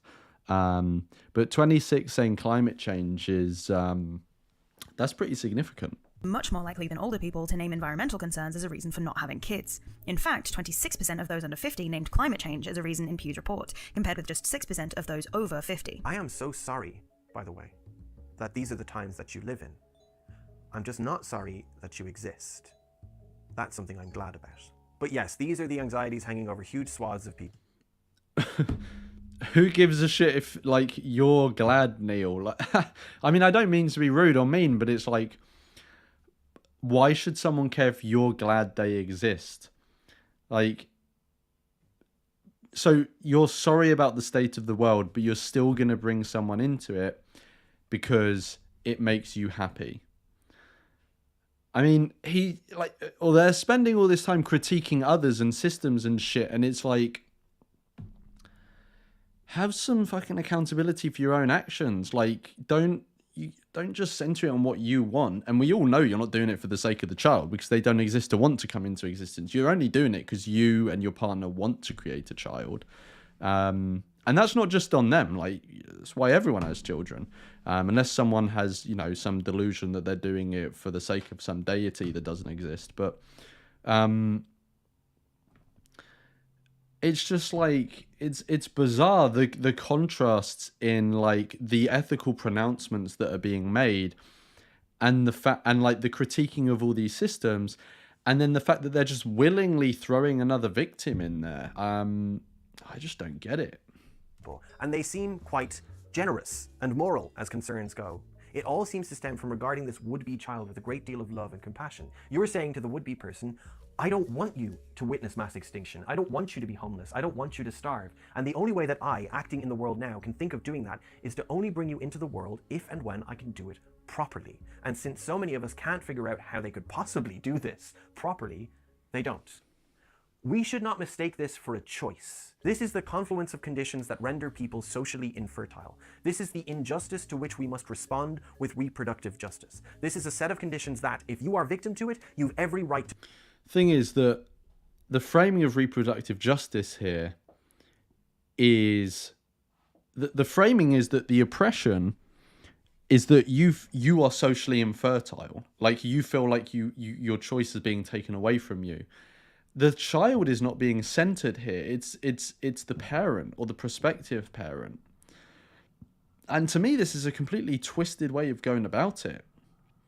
Like, the ethics of, like, if there is, climate change going on and all this stuff, of course, people are, negatively impacted by that who already exist. But when you're talking about reproduction, we should not be framing the parents as the oppressed ones here. Yes, everyone in existence is going to be negatively impacted by something when they exist. That's why antinatalists are antinatalist. But to frame reproductive justice here as though the parents are the locus of concern is just, like, in my view, bollocks. It should, it's the child that should be the locus of concern here. Yeah, they don't really seem to be centering the child in any way in this video. To be incredibly angry, and we should all be fighting on your behalf. We also shouldn't mistake this for antinatalism, and this is a big part of why I've made all these distinctions. Pro-natalism, the can-do couples fucking to make more white people, that nonsense, as it is being culturally reinvented, is not a reply to the relationship to natalism that actual millennials have. We're not a bunch of heathens who refuse to get with the program and make more little Christians. We're not concerned with that. We're concerned with justice for children, and we're doing all that we can to not enact. The irony. The guy who wants to bring someone into the world to be subject to all of the hardships in it says that they're concerned about hardship, like the justice for children. Sure, okay, like, I'm not going to be bad faith and say that Neil has no regard for children at all. Obviously, Neil has regard for children. I'm sure Neil is a above average caring person. But, like, I don't know what conception of justice Neil has if they think that bringing a child into the world, that they have literally spent like 3 hours talking about the negative sides of, or not 3 hours yet, but like, it's just like, it's the irony of it. I just don't understand. Like, you know, you care about justice for children, but you're the one subjecting them to all of the injustices in the world. Like, he's very aware of all the injustices in the world, or many of them, and he sees them and he says, I will procreate. And apparently he's concerned for justice, or they're concerned for justice for children. Like, miss me with that shit. Injustice against children. Equally, intellectual antinatalism might be occasionally oddly comforting. I mean, sure, I'm disenfranchised from having kids and it's really impossibly scary and overwhelming, but ultimately having kids is immoral anyway, so fuck it, thanks Benatar. But it's a patently shallow... To be fair, some people will have that reaction. Some people won't want kids anyway, and antinatalism is like a nice rationalization, and it allows them to like morally grandstand if they want and stuff like this. Sure, that happens. I mean, that happens with every subject, you know? Yeah, I don't really have anything else to say on that. Like, yeah, some people do that. Answer to both the overwhelming reality of existence and non-existence, as well as a piss-poor framework for moral action. Sorry, the bleakest, weirdest, easy answer we've ever been peddled is an easy answer nonetheless. The principles of antinatalism... Let's see if there's anyone new in the chat. Greenleaf. I'm not sure I've said hello to you, so welcome, Greenleaf. It's Sage, welcome to the chat. Jonah, welcome to the chat. I think that's everyone. David says he's got a controversial question. Yeah, if you want to ask it, but I reserve the right to say that it can't be asked at this specific point in time. But we'll see what it is. Are also inextricably linked to bad politics. At this point in history, we know that there is no discussion of population control, however total and indiscriminate that population control is, without the specters of colonialism and eugenics. And antinatalism is in the domain of population control. It also proposes, at least in the microeconomy of white South African philosophers writing papers to one another, a blanket response to feminist and indigenous arguments for reproductive justice. All reproduction is immoral. This is a bad answer to the indigenous communities in Canada. Well, hang on. Well, first of all, like, Neil has just like selected like a specific set of philosophers writing papers to make his point, or to make their point. Second of all, I fucking forgot what he said now. Oh, the whole thing of like responding to people who face reproductive injustice, and respond to it by saying, well, all reproduction is immoral. I mean, I can't be the bulldog for all of these individual philosophers. So I don't know exactly what all of them have said in all the papers that Neil has read, right? If some of them have said there's much injustice in the world, and certain people are being discriminated against in their capacity for having children, and they've, as a response, said, well, they shouldn't be having children anyway, it's all immoral. Obviously, that is like a unnuanced and stupid approach to that topic. I think Neil is misrepresenting those, at least one of those people, because I mean, I'm not insanely familiar with all of those people, but I've read Benatar's book, and I know that he says that people should have a legal right to reproduce, even if he doesn't think they have a moral right to. And like, I would, I'm sure I've heard him say it somewhere, but I would afford him, the charity of assuming that he thinks everyone is equal under the law. So Yeah, I'm not sure he's going to be arguing, for people being discriminated against, or say that antinatalism, is an adequate solution there in practice. Because obviously it's not. Obviously, like, you can disagree with reproduction generally, but also try and address specific injustices that are happening to people who exist now. And for Neil to make out otherwise, it's just kind of childish. But I kind of expect it now after all the stuff that they've already said. So, I mean, Neil has already made a tit of himself. In the way that they've behaved, so it's kind of like, what do you expect now, Who, when contraception laws were changed in the 1970s and there was more access to contraceptives and welcome to the chat, Anna. Welcome Brian and Raymore as well. And I don't think there's anyone else new. Abortion for white people. When that happened, indigenous women's reproduction was more surveilled and curtailed, and forced sterilization carried on throughout the decade. All reproduction is immoral is a bad answer for minority communities in the United States. Throughout this... But who's saying that? Like, I mean, maybe I'm ignorant of it, but please show me the antinatalists that are confronted with these people who have had forced sterilization happen to them, and like say, whoa, shouldn't be having kids anyway. Like, I'm not hearing antinatalists saying this stuff. If they are, then I'm missing it. And if they are saying it, then it's a dumb response to that issue. But like, I've heard more antinatalists disavowing that form of discrimination and forced sterilization, and saying that's specifically not what we're advocating for. But Neil is relying on the ignorance of his audience to try and wedge in a dishonest take on a topic that they clearly don't know that much about. 60s and 70s, non-consenting hysterectomies were performed on African American, Mexican, and Puerto Rican origin women, as well as Native Americans, sometimes as young as 11.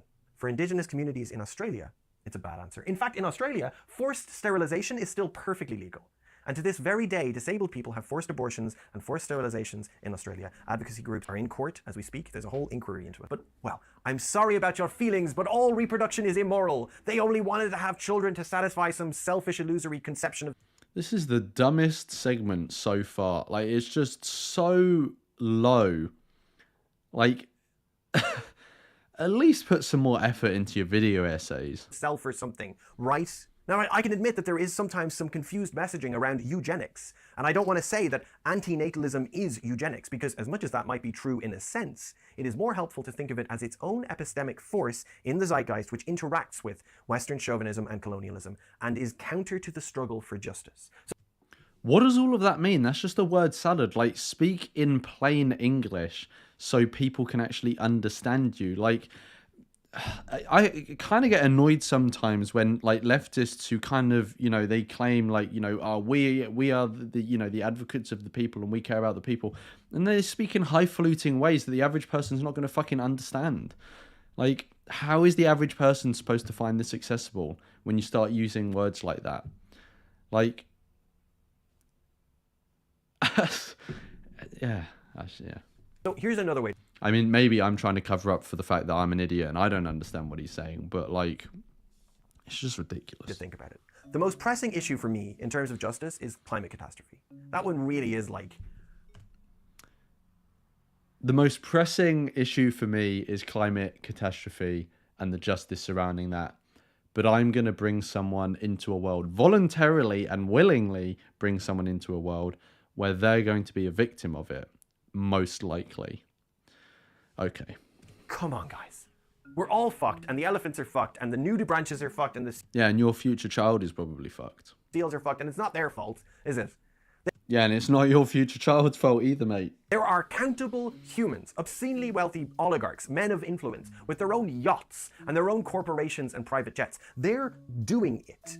They're doing the climate catastrophe. It's oil barons and media moguls and digital oligarchs and, shitheads. So we are the victims of this terrible injustice at their hands. You probably remember that period of the pandemic where there were lockdowns. So I get that, Neil exists on this planet and like will be part of the category of victim of terrible things going on in the climate. But I feel like you give up a little bit of your victimhood on that point. Not all of it, but a little bit of it, when you willingly bring another victim into it. Do you get what I mean? Where the pandemic is ongoing. The pandemic is still going on, and I know that there's even a lockdown or two happening in certain countries. But from the Irish perspective, speaking to a largely US audience, remember that bit where they tried to maybe have a bit less pointless buying shit, and there was a little less maintenance of public spaces, and some plants grew between the cracks. I remember that, and I remember the sentiment, nature is healing, people are the disease. I love the first part of that. I'm an advocate for rewilding, big fan of Owen Dalton. I think a lot of Irish farms need to lose the loss-making sheep and just be funded to rewild. But the second part, people are the disease, I don't agree with that. Because it's a very narrow slice of total humans that live these decadent Western wasteful lives, It's really only the US where employees... Well, but it's not a thin slice of people who pay for animals to be killed completely needlessly and in horrific ways. I am a misanthrope, but I also don't really like the sentiment of people being a disease. I don't think it's useful. But Neil is trying to put all of the moral blame on a select few people that they don't like, basically. And I don't necessarily agree with that. The issues in the world today will be disproportionately caused by certain groups of people. Now, obviously it gets complicated because those people, whilst they cause many of the issues, it's often done in systems where it's providing a mass amount of value to many millions and billions of people. So it's kind of a bit uncharitable to just look at that person as evil and say you've contributed nothing, but you caused all these problems. But, if you want to blame these people, whatever, make your video essay. But, it's not like the rest of us are angels. The vast majority of people, pay for animals to be killed in brutal ways and be confined in cages in brutal ways. And if you ask them if they want to stop, a lot of them will say no. Some of them will say yes, but I'm addicted to it. But a lot of them will say, no, I think humans are better than animals. And we can do with them as we wish. That's not a benign actor.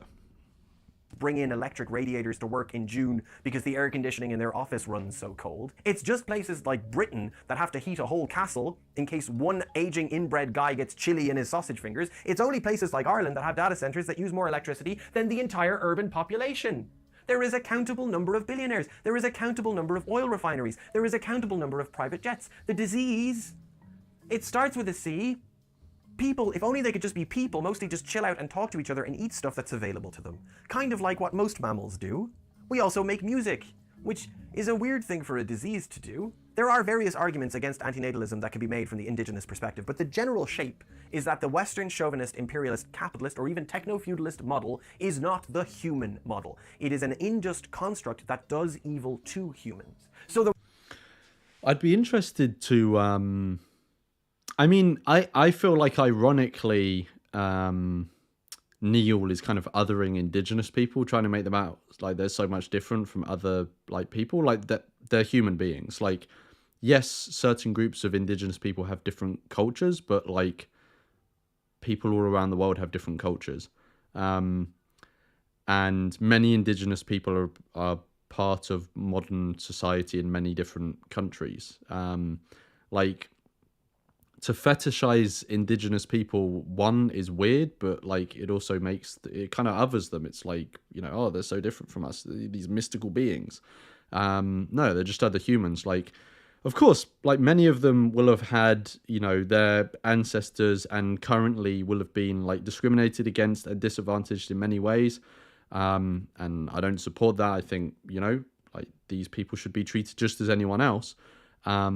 But to fetishize them is not to treat them like everyone else. So you're kind of perpetuating the otherization of them, even if it's putting them on a pedestal rather than putting them beneath us. But having said that, if there is like a radically new way of seeing antinatalism as an indigenous person, you know, which again, that whole concept kind of like otherizes them itself. But like, if, as Neil says, there is a radically different way of seeing antinatalism as an indigenous person, I'd be interested in hearing that. But yeah, I feel like Neil just has a kind of like a fetish with indigenous people, it feels like. The real theater of illusory joy, perhaps, is capitalist realism, is American exceptionalism, is maybe all that bigotry and xenophobia. That's what we've actually been habituated into. And I would propose that we should escape that bias in order to value life, rather than surrender the value of life to it. A core tenet of conservatism is that hierarchies are inevitable and that it is a liberal illusion to try to ameliorate those hierarchies. A core tenet of antinatalism is that suffering is inevitable and that it is a pronatal illusion to want to have children. If we are concerned with disrupting either hierarchies or suffering, then we have to believe that it is possible to disrupt either. And the best way I found to do that and to be consistent about it is to look at things value first. That is, whether it's a minority language or an ethnic cuisine or a piece of music or a piece of ancient metalwork dredged up from a riverbed, we recognize its value and then we don't equivocate on that value on the colonizer's terms. We propose that joy exists. So we have children because we see them value first. We see them, to put it straightforwardly, as people. What does that mean? We have children because we see them value first and we see them as people. The fuck does that mean?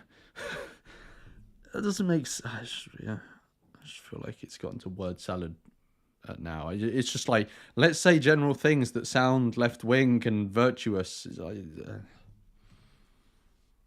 But you know, that's actually still not how I got to fuck it. So do you want to talk about that now?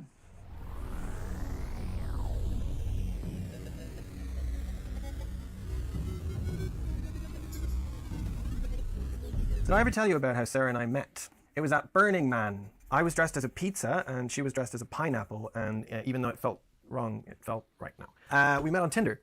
It's very exciting, isn't it?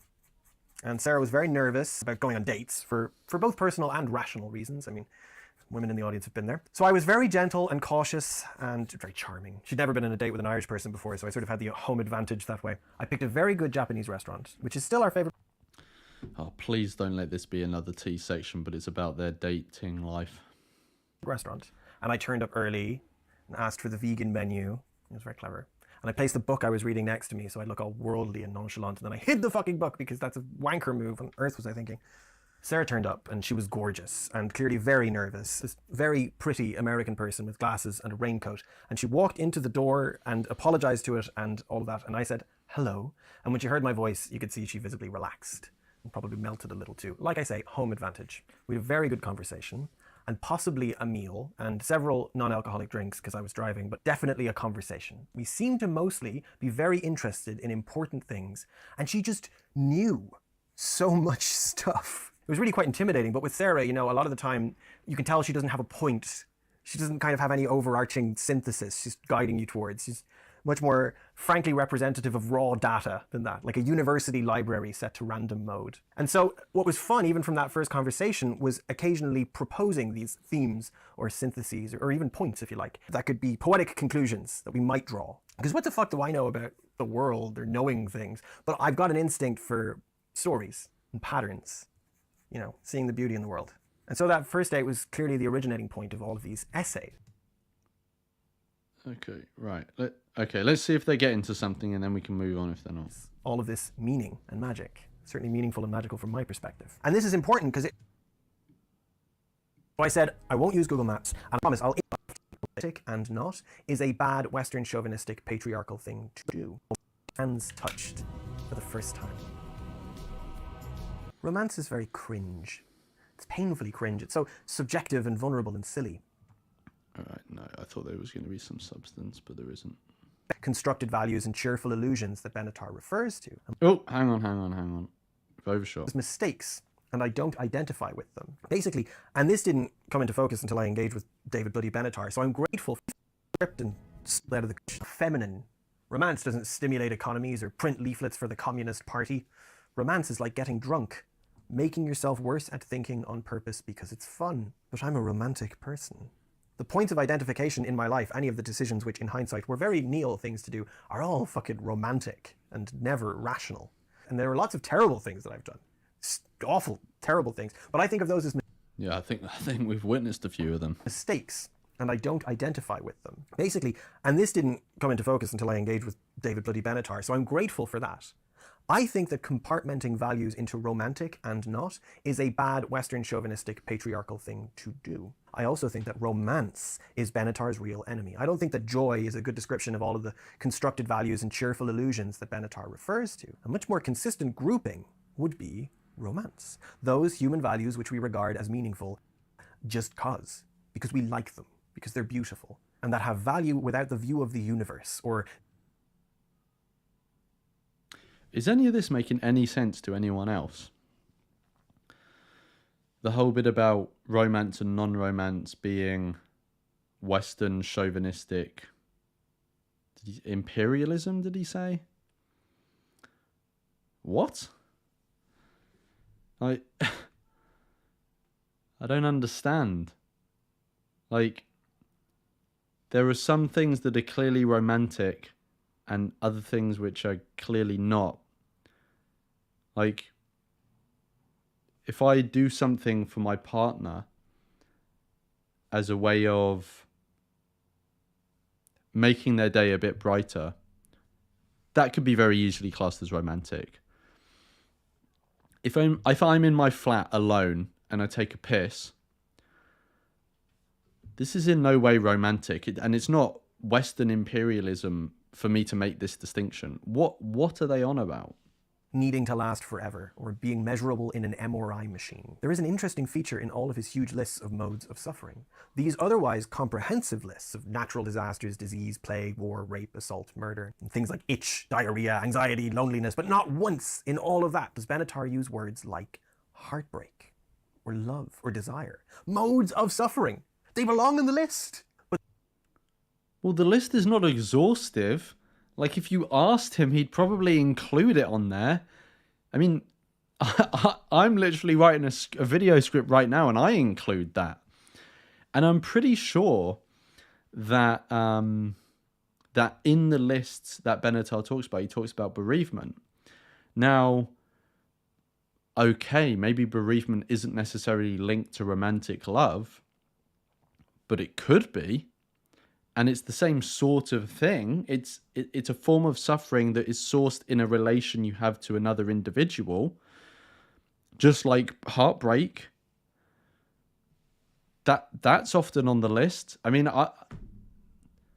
what does Neil want from this guy? They confuse... Like, he didn't put my specific form of suffering that I'm attached to on this list, even though it's a non-exhaustive list. What? The otherwise illusory dichotomy, right?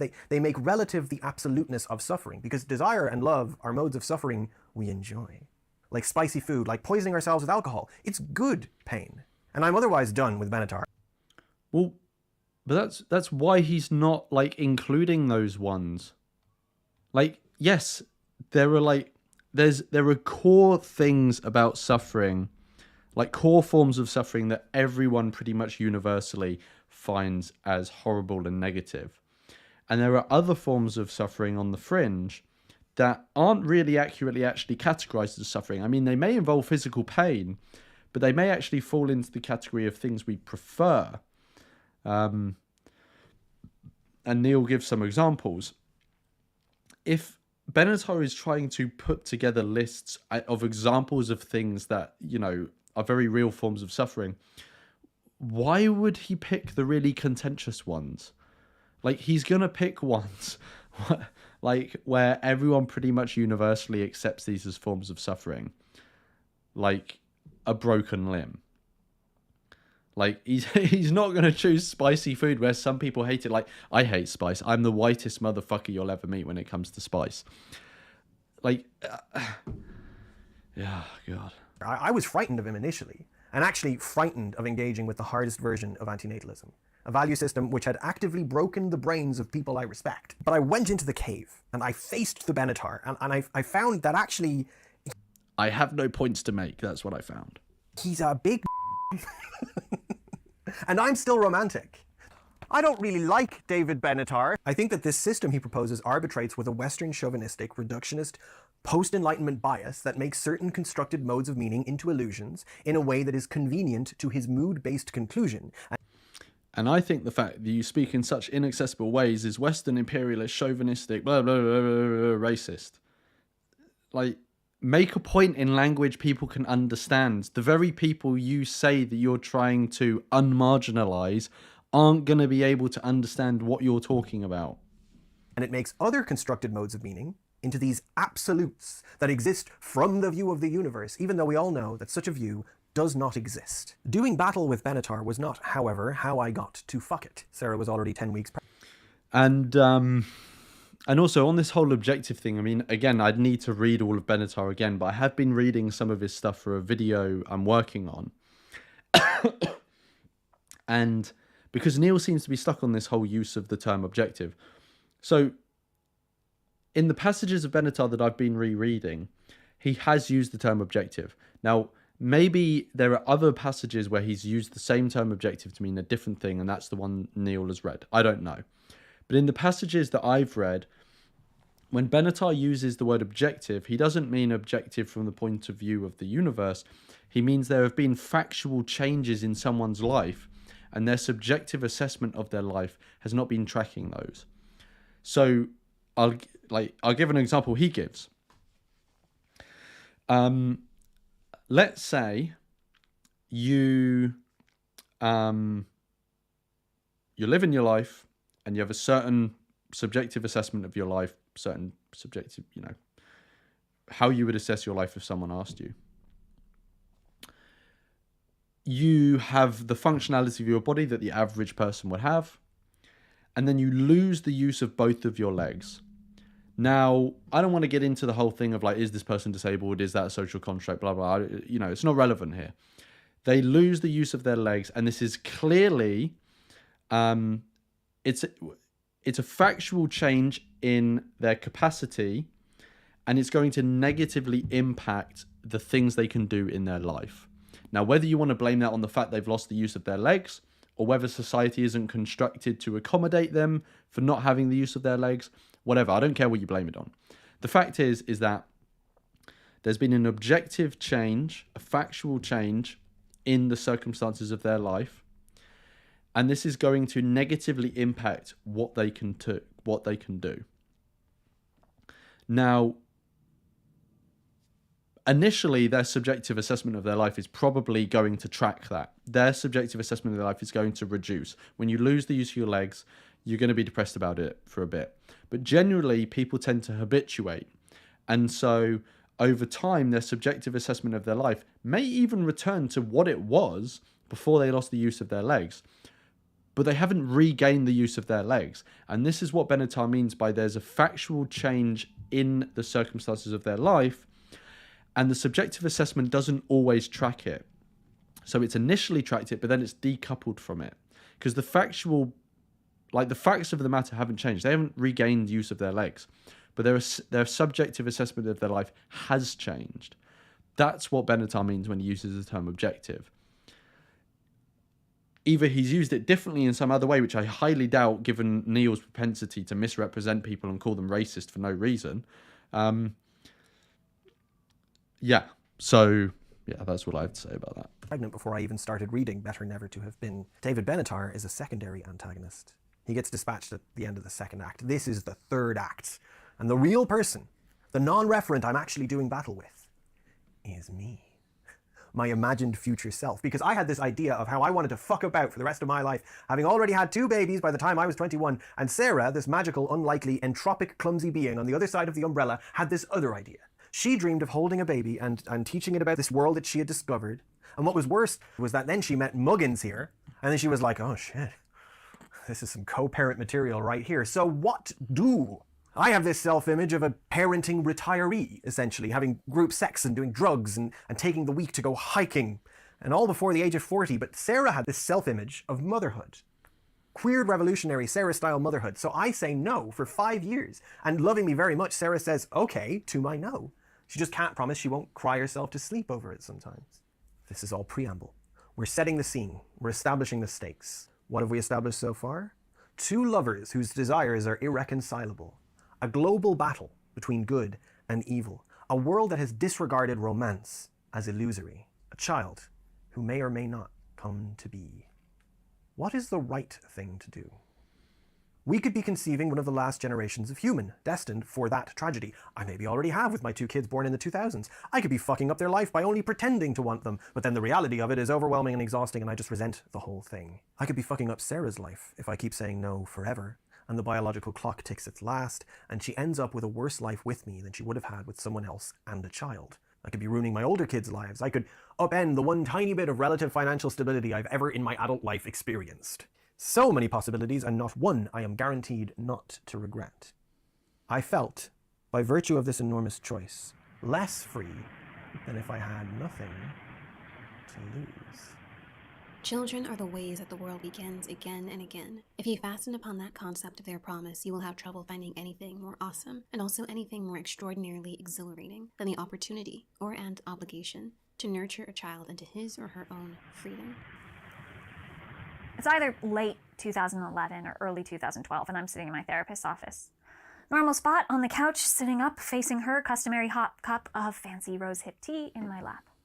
I've been going to this therapist since my partner died in March 2011 when I was thrown into the work of grieving. That's what my therapist specializes in, grief. She works with bereaved people like myself, and she also works in a hospice with those people who are facing their own deaths and grieving for the upcoming end of their own lives. I've really enjoyed conversations with this therapist. I've enjoyed having a space to cry without the social pressure of making sure I'm not upsetting the people around me. I've appreciated someone telling me that the things I'm feeling are healthy, and my reluctance to clean the refrigerator because I don't want to throw away the cottage cheese my partner bought thinking he'd eat it, that's normal. I've also put her through the ringer, making her talk about Camus and Viktor Frankl and Joan Didion and the lyrics of Grateful Dead songs and all kinds of nonsense I've gravitated towards as I've tried to find a renewed purchase in my new life. But the sessions I have with my therapist are coming to a close soon because she's going on maternity leave. She's pregnant. And that's fine. It's actually good timing. I have an upcoming move to Japan, a job lined up. I've worked to carve out some semblance of a plan for how I can continue to move through the world, and the world doesn't hurt to move through quite as much as it did a few months ago. But even still, I cannot stop thinking about the fact that my therapist is pregnant. So I ask her, you work at a children's hospice. You see children die. You know that things can go wrong. How have you decided to still have a baby? For a scene I remember so vividly, I actually don't remember what she said. Possibly she said something profound and I've just forgotten. Possibly she shrugged. I don't know if I would have accepted any of her answers anyway. I may have been committed to making the most of my time, on planning ways to make my life interesting and fill it with experiences, but at that point I wasn't fully connected to the world of the living myself. Hello? My phone's not going to be able to capture it. I couldn't imagine the ultimate commitment to life, creating a new one. And now I'm here, very intentionally pregnant. And the answer I have for why I'm having a child is the same answer I have for why I've repartnered, even knowing that partners die. Trite as it sounds, it really is better to have loved and lost. It's better to embrace life, even if that life is fleeting, than to try and cordon myself off from pain, because you can't cordon yourself off from pain without all... I mean, I don't want to come off as a dick because I am sorry for her, loss and stuff like that. But the way she's talking about her child and basically how she's centering herself and basically using her child, I don't know. It's kind of disgusting to me. Also cordoning yourself off from joy or pleasure or love. And no, I don't think everyone watching this should have a baby. I fully support people's right to be child-free, just as I fully support people's right to be allo parents as uncles or nannies or neighbors, or even foster litters of kittens during kitten season, or to not engage with little ones at all. We can't be everything to everyone, and we shouldn't try. If the work of nurturing doesn't seem appealing to you, don't let a video essayist convince you otherwise. But for me, someone who has always wanted to be surrounded by children, who has worked as a nanny and a preschool teacher, who genuinely doesn't mind changing diapers, and who absolutely delights in singing little songs with a little one during bath time. The certainty of suffering, even of death, isn't a strong enough answer for why to not seek that joy. So I'll imagine this is how my therapist answers. Jesus. So she wants joy so much for herself, she's going to impose suffering and death on someone else. Too. Yes, things go wrong. Stillbirths happen, infants die in their cribs, children grow up and get their hearts broken over and over, and no parent can protect against that. In fact, as a parent, you are going to be the cause of some of it. There is no way to raise a child that won't leave them with some scars. But the answer is not to try and desperately escape the experience of suffering. Suffering is inevitable. No, so yeah, once you exist, it's not always fruitful to try and avoid every instance of suffering. But surely we should try and avoid imposing significant suffering on others, especially if it's going to end up in them dying. The amount of suffering and hardship her child will go through over the course of their life is pretty significant. Would she so willingly, for her own benefit, impose that same level of harm on someone else who she doesn't know, who already exists? And if not, why would she do that to a new person? It's just so grim how natalists talk about potential children. The answer is to embrace those moments of joy. Should I do it again? Really? You know what I'm going to say, right? Not at all. I can tell you that there is a world out there of like-minded people. I can tell you there's rainbows you never got to see yet. I can tell you there's going to be a summer with so much friends you're going to talk about that you will never get to experience if you don't live the next season. There's going to be snow that drops in January, and you might have a roommate that's never seen snow before, and you're gonna walk outside and you're gonna dance to Taylor Swift, even though you fucking hate Taylor Swift. But he's from the other side of the world. He's from the other side of the world, and that's all he knows about Western culture: Taylor Swift and snow, right? And you're gonna be like, damn, life can be so simple sometimes, right? There's all these little moments that contribute to the bigger picture of life, and that's what I like to tell people, you know. I am not a philosopher. I am just a silly boop-biddy-doo. But I could propose a thought. That's what philosophers do. I could propose that we consider as value first the beauty and joy of childhood and of life. I could propose that there might be one moment, or that there should be, one moment in a life, probably in childhood but not necessarily, in which everything is secure enough to feel safe and free of worry, and everything is non-judgmental and non-goal oriented enough to be free of everything else. In this moment, the person, let's say the child, might be rolling down a hill, or rushing into the room on Christmas morning, or being held and sung to. But if such a moment takes place, that could be thought of as objective, peak, absolute existing. Because there are intrusions on existing in very real and listable ways outside of such a subjectively pristine moment. There is the... What does he mean by objective existing? Do they mean a positive experience?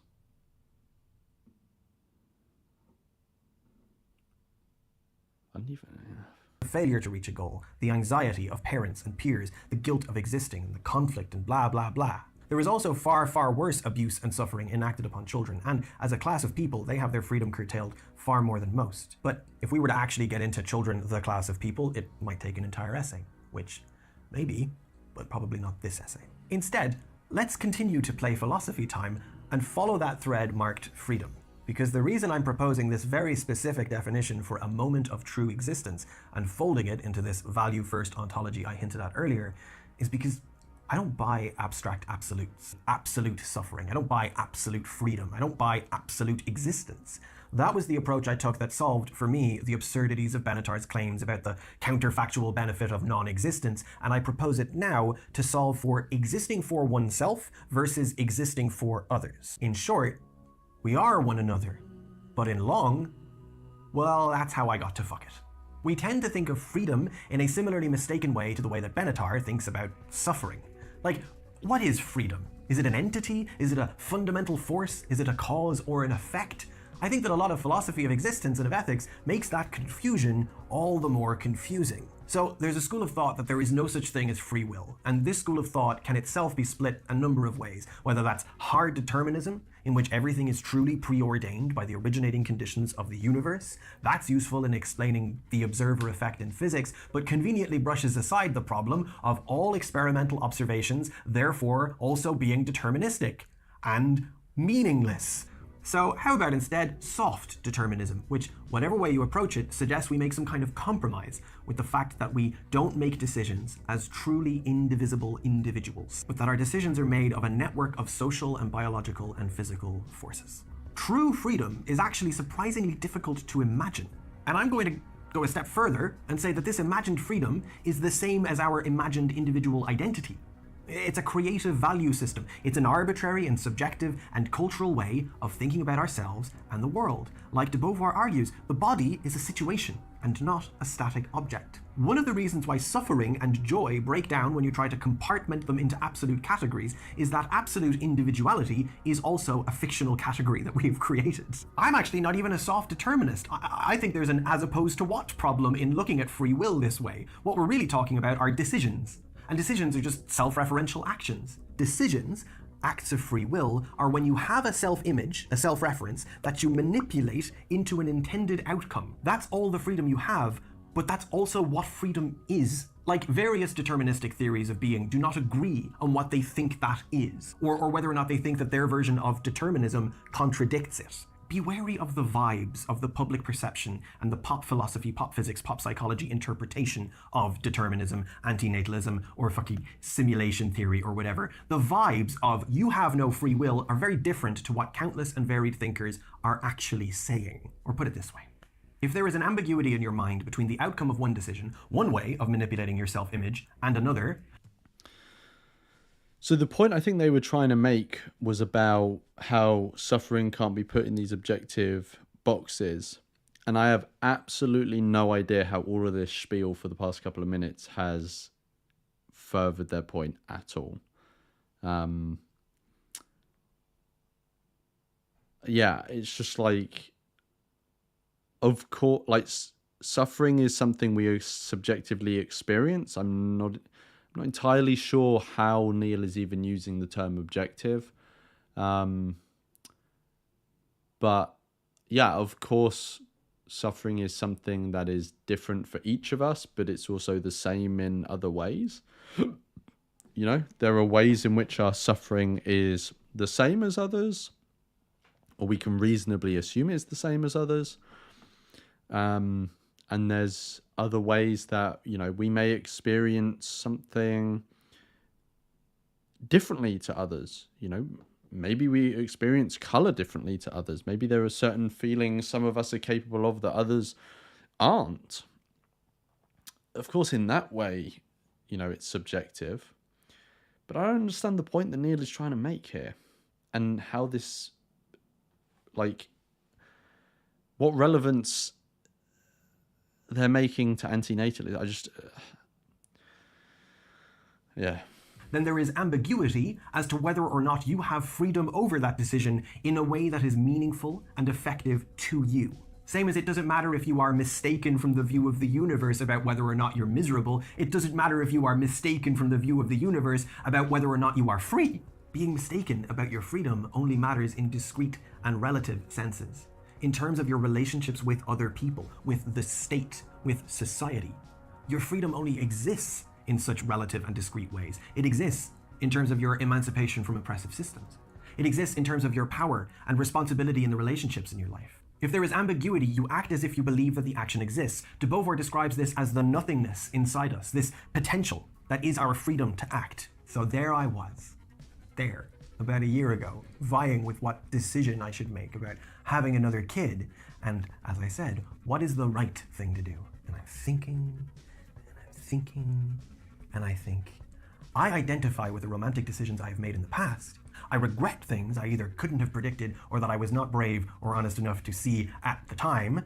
I was hurt by life, quite arbitrarily, quite unpredictably. I am only free in a discrete and relative way. And I think I met Sarah, and I didn't want to be an individual. And I think I cannot see this from the view of the universe. And I think, as opposed to what? And I think if I knew the outcome, I wouldn't be free. I think I rolled down the hill. I was free. And I think I held my child in my arms and I fell in love. I know that that was real. It wasn't illusory. And I think, what am I anyway? What am I? What is existence? And I don't know. I don't know. I don't know. And so I got to fuck it. I got to fuck it because I don't know how I got to fuck it. And all of this is an attempt to show you what that means in as much as I can. We are composed of the relationship. That was the most bizarre monologue I have ever listened to. This guy is off on one. Is this all trying to culminate in a justification for creating someone? Because this is the weirdest shit I've ever listened to. Between us, and there is no more profound loss of identity and gaining of identity, exchange of identity, than mothering or coming to exist. There is no more profound challenge to freedom than engaging humbly and realistically with mothering or coming to exist. A being comes to exist, non-existence becomes existence, and all of the convenient fictions and miscomprehensions about personal identity and power and your self-image and your future self, they all evaporate. Because you are not it. You are not reality. Reality exists here in your arms, the universe staring back at you. This is the biggest load of bullshit I have ever heard. What is he on about? Like, man, you're imposing a significant amount of suffering on someone and ultimately death as well. And this is the shit you come up with to justify it? If there is, I can't even tell if this is an attempt at a justification because it's so bizarre. It's so impossible to map onto your mind that we all fail, and I'd almost fucking forgotten.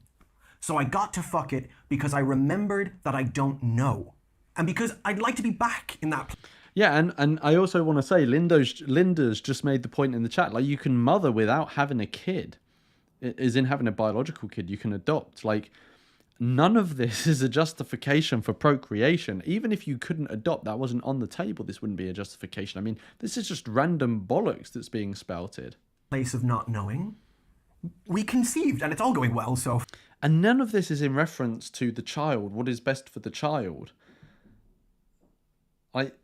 This is all just about, like, them as a couple. Far? I started referring to the growing fetus as babog because, you know, growing fetus is not very nice sounding, and it's actually kind of mixed up Irish. The Irish for baby is lanav, but the Irish for baby doll is babog, which sounds a little nicer. Don't let us call the kid babog. It's going to have a hard enough time navigating normal society as it is. Anyway, all going well, babog is going to come out into the world, and they're not going to know anything. It's just so bizarre how, like, they flippantly like recognize how their child is going to experience shit things in life, like navigating society, like they just said, but I'm going to create them anyway. Like, either just pure perception, no frame of reference, an impossible state to imagine, both enviable in a way, and when you witness them crying inconsolably, it's also not at all enviable. It's kind of nightmarish. And I'm not going to know anything, and Sarah's not going to know anything, so all three of us will be there not knowing anything, and then we'll be made anew of new relationships.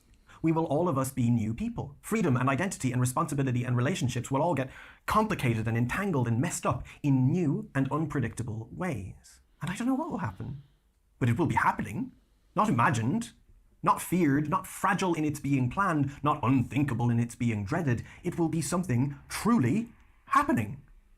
I've kind of run out of ways to try to get across to you that there's some ontological significance in that. I cannot spare back. I don't think they've got across anything to... I've literally no idea what this person is talking about. Babog if I never meet Babog. Take my failure to say anything more detailed or profound than that as proof not of my mistakenness, but as evidence of its significance. Life is not composed of suffering and joy. Life is composed of life. The fuck does that even mean? I feel like they're saying stuff with a face that is supposed to be profound, but it just doesn't mean anything. Oh my god. I mean, I know people who had seen this and slagged it off because it didn't really make any real points about antinatalism, but this is awful. So should people... I'm so sorry. Sorry. No, after you, by all means. Here. So Neil, should people exist? Who's asking?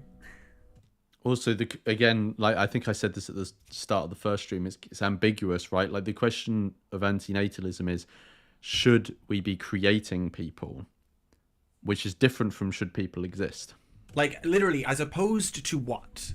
Like, why do we have philosophy? Is it a playground where we can ask big questions that probably don't have any bearing on our real lives? Well, some of the questions are going to get that way some of the time, but it seems like certain social structures like patriarchy and Western chauvinism make it so we're not immune to having those big questions that don't affect our lives get very much in the way of some much more immediate and uncomfortable but useful questions. Antinatalism strikes me as being similar to other kinds of doomerism. It seems to encourage inertia. We're all fucked, so why fight to materially improve our lives? Why Oh my god, this is like level 0 bullshit. That's not what antinatalism says.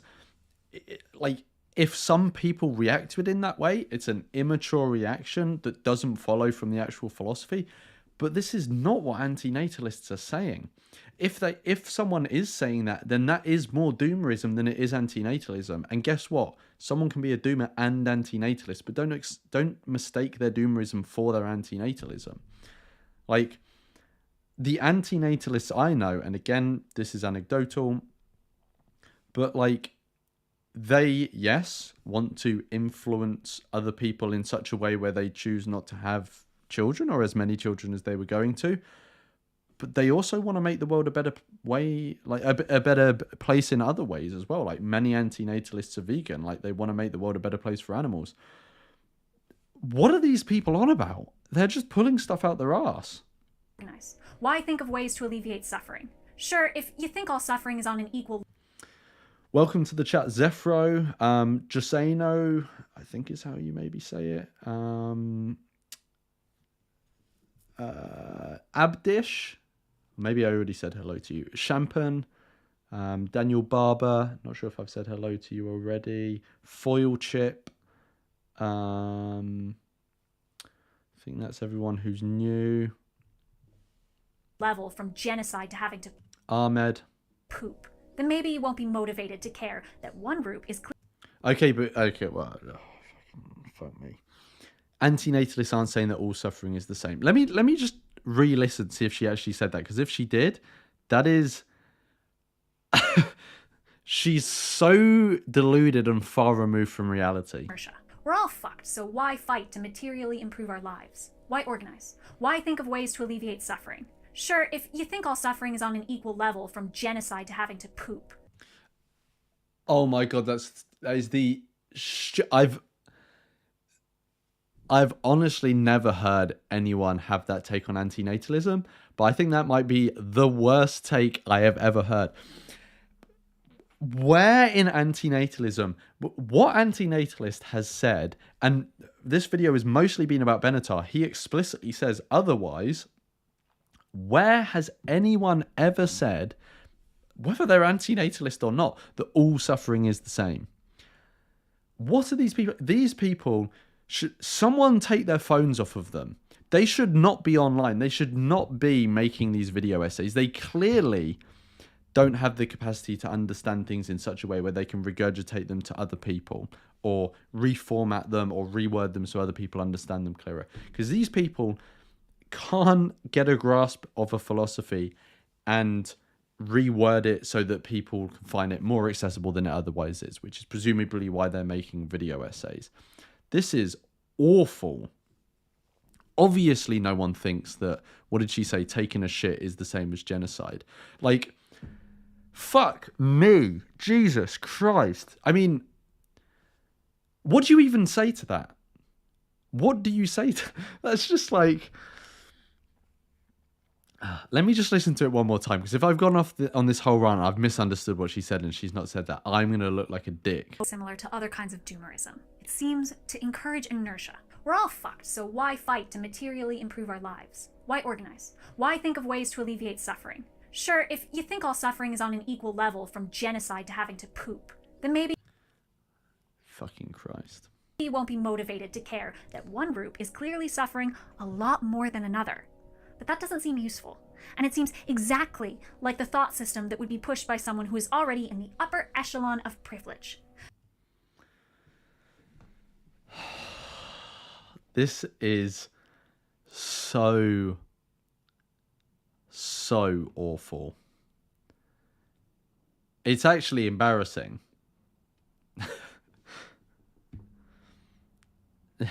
which is why it's relevant that Benatar is a white cis man in South Africa complaining about the woke.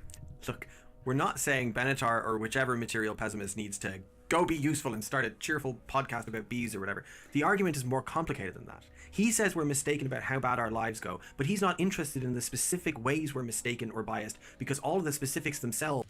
And also, like, the, you know, like, the antinatalist community has never been properly surveyed in any real way. So we don't know the makeup really in a detailed way of the antinatalist community. But, like, I'm, you know, fairly plugged into the community, and my assessment is that the majority of antinatalists are actually outside of the West. They're actually not in Anglophone countries, or countries that would be considered the West.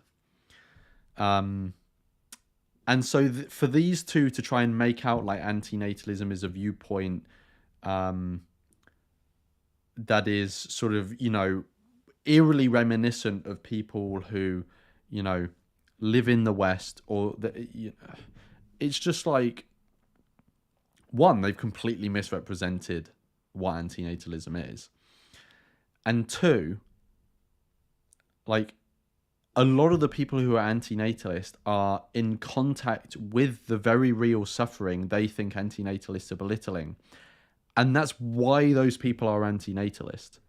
Like, it's astounding how badly they've misunderstood antinatalism. The norms and the social forces, they're all illusions to him. He says we're misinformed in this fundamental way about bringing new people into the world. What about the very specific ways we're mistaken? How we mistreat and misinform pregnant people, how we treat children as a secondary class but don't confer the same rights on them, how we are alienated from one another's humanity when we see generations of humans as commodities to be traded in, how we compart them all together because that way it's easier to fail them, because you get it all done at once. I also disagree with Benatar on another fundamental level. He says that creating a child is always selfish because it's something we do to bring joy to ourselves. But I'm with de Beauvoir here in her assertion that we are all linked to one another foundationally. Or with the Stoic philosopher Marcus Aurelius, who said, men have come into the world for the sake of one another. Either instruct them then, or bear with them. And I like that quote not just for the first part, but the second as well. Because what are we all doing here? Us making a video essay, you watching it. What is the point if not to have a conversation about how to better live and then go forward and apply that? That is the worst rationalization for, like, you're just trying to justify the fact you've imposed suffering on someone else. Like, oh, we all rely on one another. Well, they wouldn't exist to need to rely on anyone if you didn't create them in the first place. Conversation to the rest of our lives, to identify problems like the way pregnant people are treated by a medical system, and then move to make that treatment better, to ameliorate their suffering. Even pregnancy as suffering can be dealt with. Wouldn't be any suffering that you'd need to ameliorate if you didn't create anyone. Either through the reframing done by radical mothers we've quoted, or through something like Shulamith Firestone's artificial wombs. If we choose the path of connection, we won't ever be able to eliminate suffering. Heartbreak will still happen, but it feels overblown to say that because we can't eliminate suffering completely, we should cease having children. Just passively wipe out all life. I mean, it's actually tempting. Okay, they've equivocated on something here. Ceasing having children isn't the same as eradicating all life. So those are two separate things. If people cease to have children, it's not like some gazelle somewhere is going to react in some way. Like, antinatalism is concerning, like, moral agents bringing sentient beings into existence, in my view. Many antinatalists hold additional beliefs about intervening in nature and trying to make all life extinct. That is a view someone can hold in tandem with antinatalism. But it's not antinatalism itself. And she's equivocating on these two things to try and make it seem more extreme than it actually is.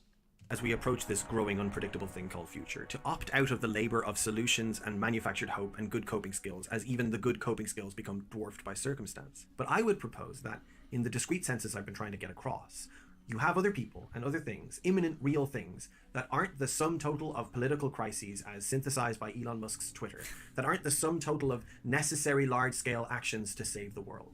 The taxonomies of doom are all the same, overdetermined because they're overwhelmingly long and bleak lists.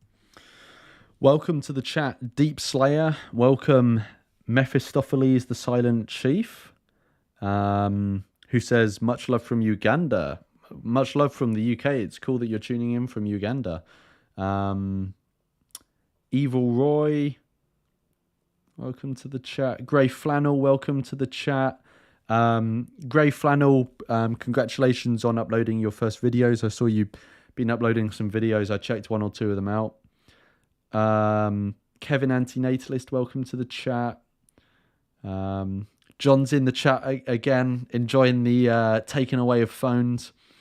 I think it's a good decision not to give children phones, especially smartphones.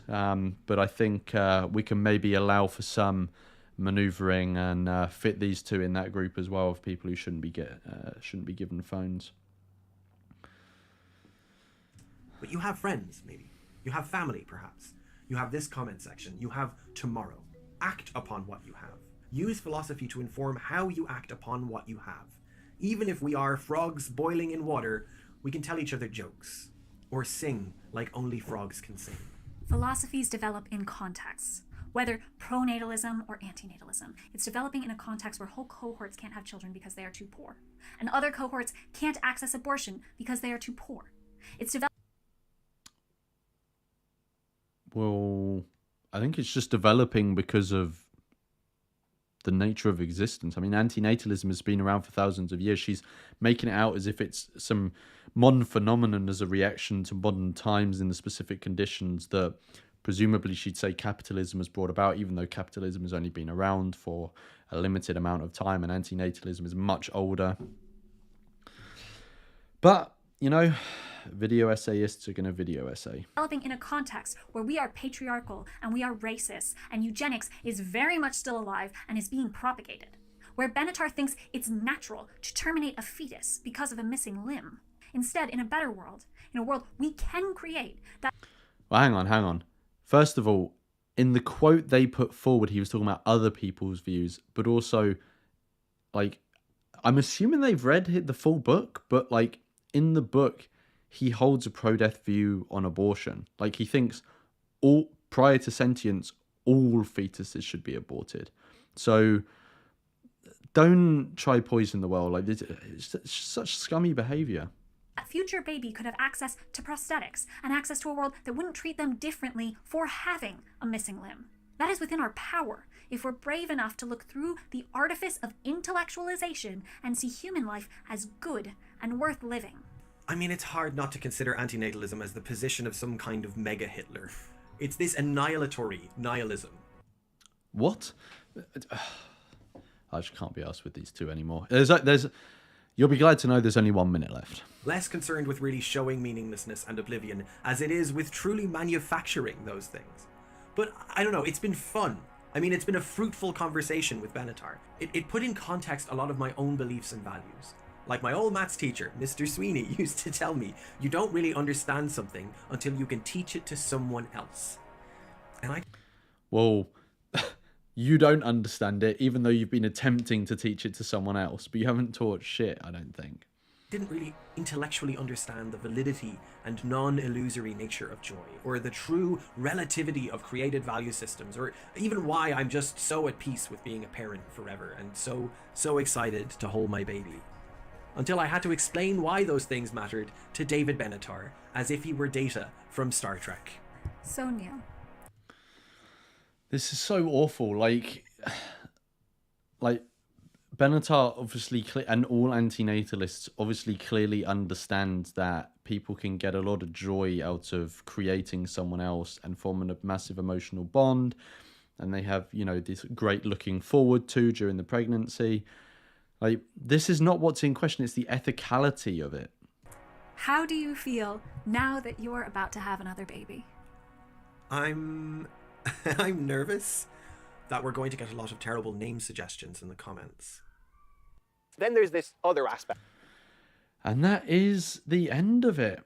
So there is actually, in the full video, I cut it out, but in the full video there are credits where there's sort of like editing room editing floor clippings or whatever they're called, from the interviews they did with other people. but they're not worth watching. If you can go to the original video and watch the outro if you want, but it's not of particular interest. So what did people think of that? Have they gotten as many hernias from watching that as I have? Let me know. Do people think there was anything salvageable from that? I've got to be honest, I can't maybe there was one or two, but I can't remember like any like good points that were made in 3 hours, which is impressive. But yeah, that was the Leftist Cooks video essay. Especially towards the end, that got horrible, but it is what it is, I guess. Cool. So, just as a reminder, let me remind you. So, in terms of live streams, donations, asking questions, sorry,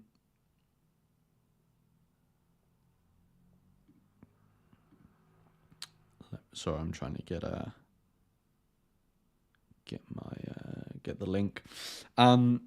So the channel is currently on 4.72 thousand subscribers, so we're approaching 5,000, and for 5,000 subscribers I am going to be doing an Ask Me Almost Anything live stream fundraiser. So we'll be raising funds for Family Empowerment Media. You can submit your questions ahead of time for free, and I'll be making my way through them. Obviously, you know, if time doesn't permit or for whatever other reason, I may not get to all of them. In this world, and we raise them to be warriors against evil. Thank you so much for the donation and the support, Nadia. And Nadia says they were notably devoid of valid content. So Nadia and I agree on that. Thank you so much for your for the donation and the support, but also for your thoughts, Nadia. And thank you for watching and joining. And yes, so what was I saying? So yeah, you can submit your questions ahead of time for free using the form that I have just put a link to in the chat now. So put as many questions as you want on there, any topic. And in the live stream, I'll be making my way through there. Now, during the live stream, that is when the fundraising is happening. So the stream probably won't be for another bit, maybe another month. So you have more than enough time to get your questions in for free. But during the actual live stream, that is when you can donate just as you usually do. And your question then gets bumped to the top of the list. I'll respond to it straight away. And you donate to the fundraiser. All donations are doubled. The target is 300. If we hit 300, it's doubled to 600. Well, all donations are doubled up to 300, but if we hit 300, we get the maximum of 600. But anyway, yes. So the link is in there for sending questions ahead of time. So I think that's everything. I just wanted to say thank you everyone for joining. I am so sorry for you having to sit through that, but we finally got through it. There were a lot of people requesting for a reaction to it, so we finally did it. Even though parts of it were quite horrendous. But I think that's everything. So thank you everyone for joining. Thank you everyone who donated and supported. And I will see everyone in whatever the next live stream will be.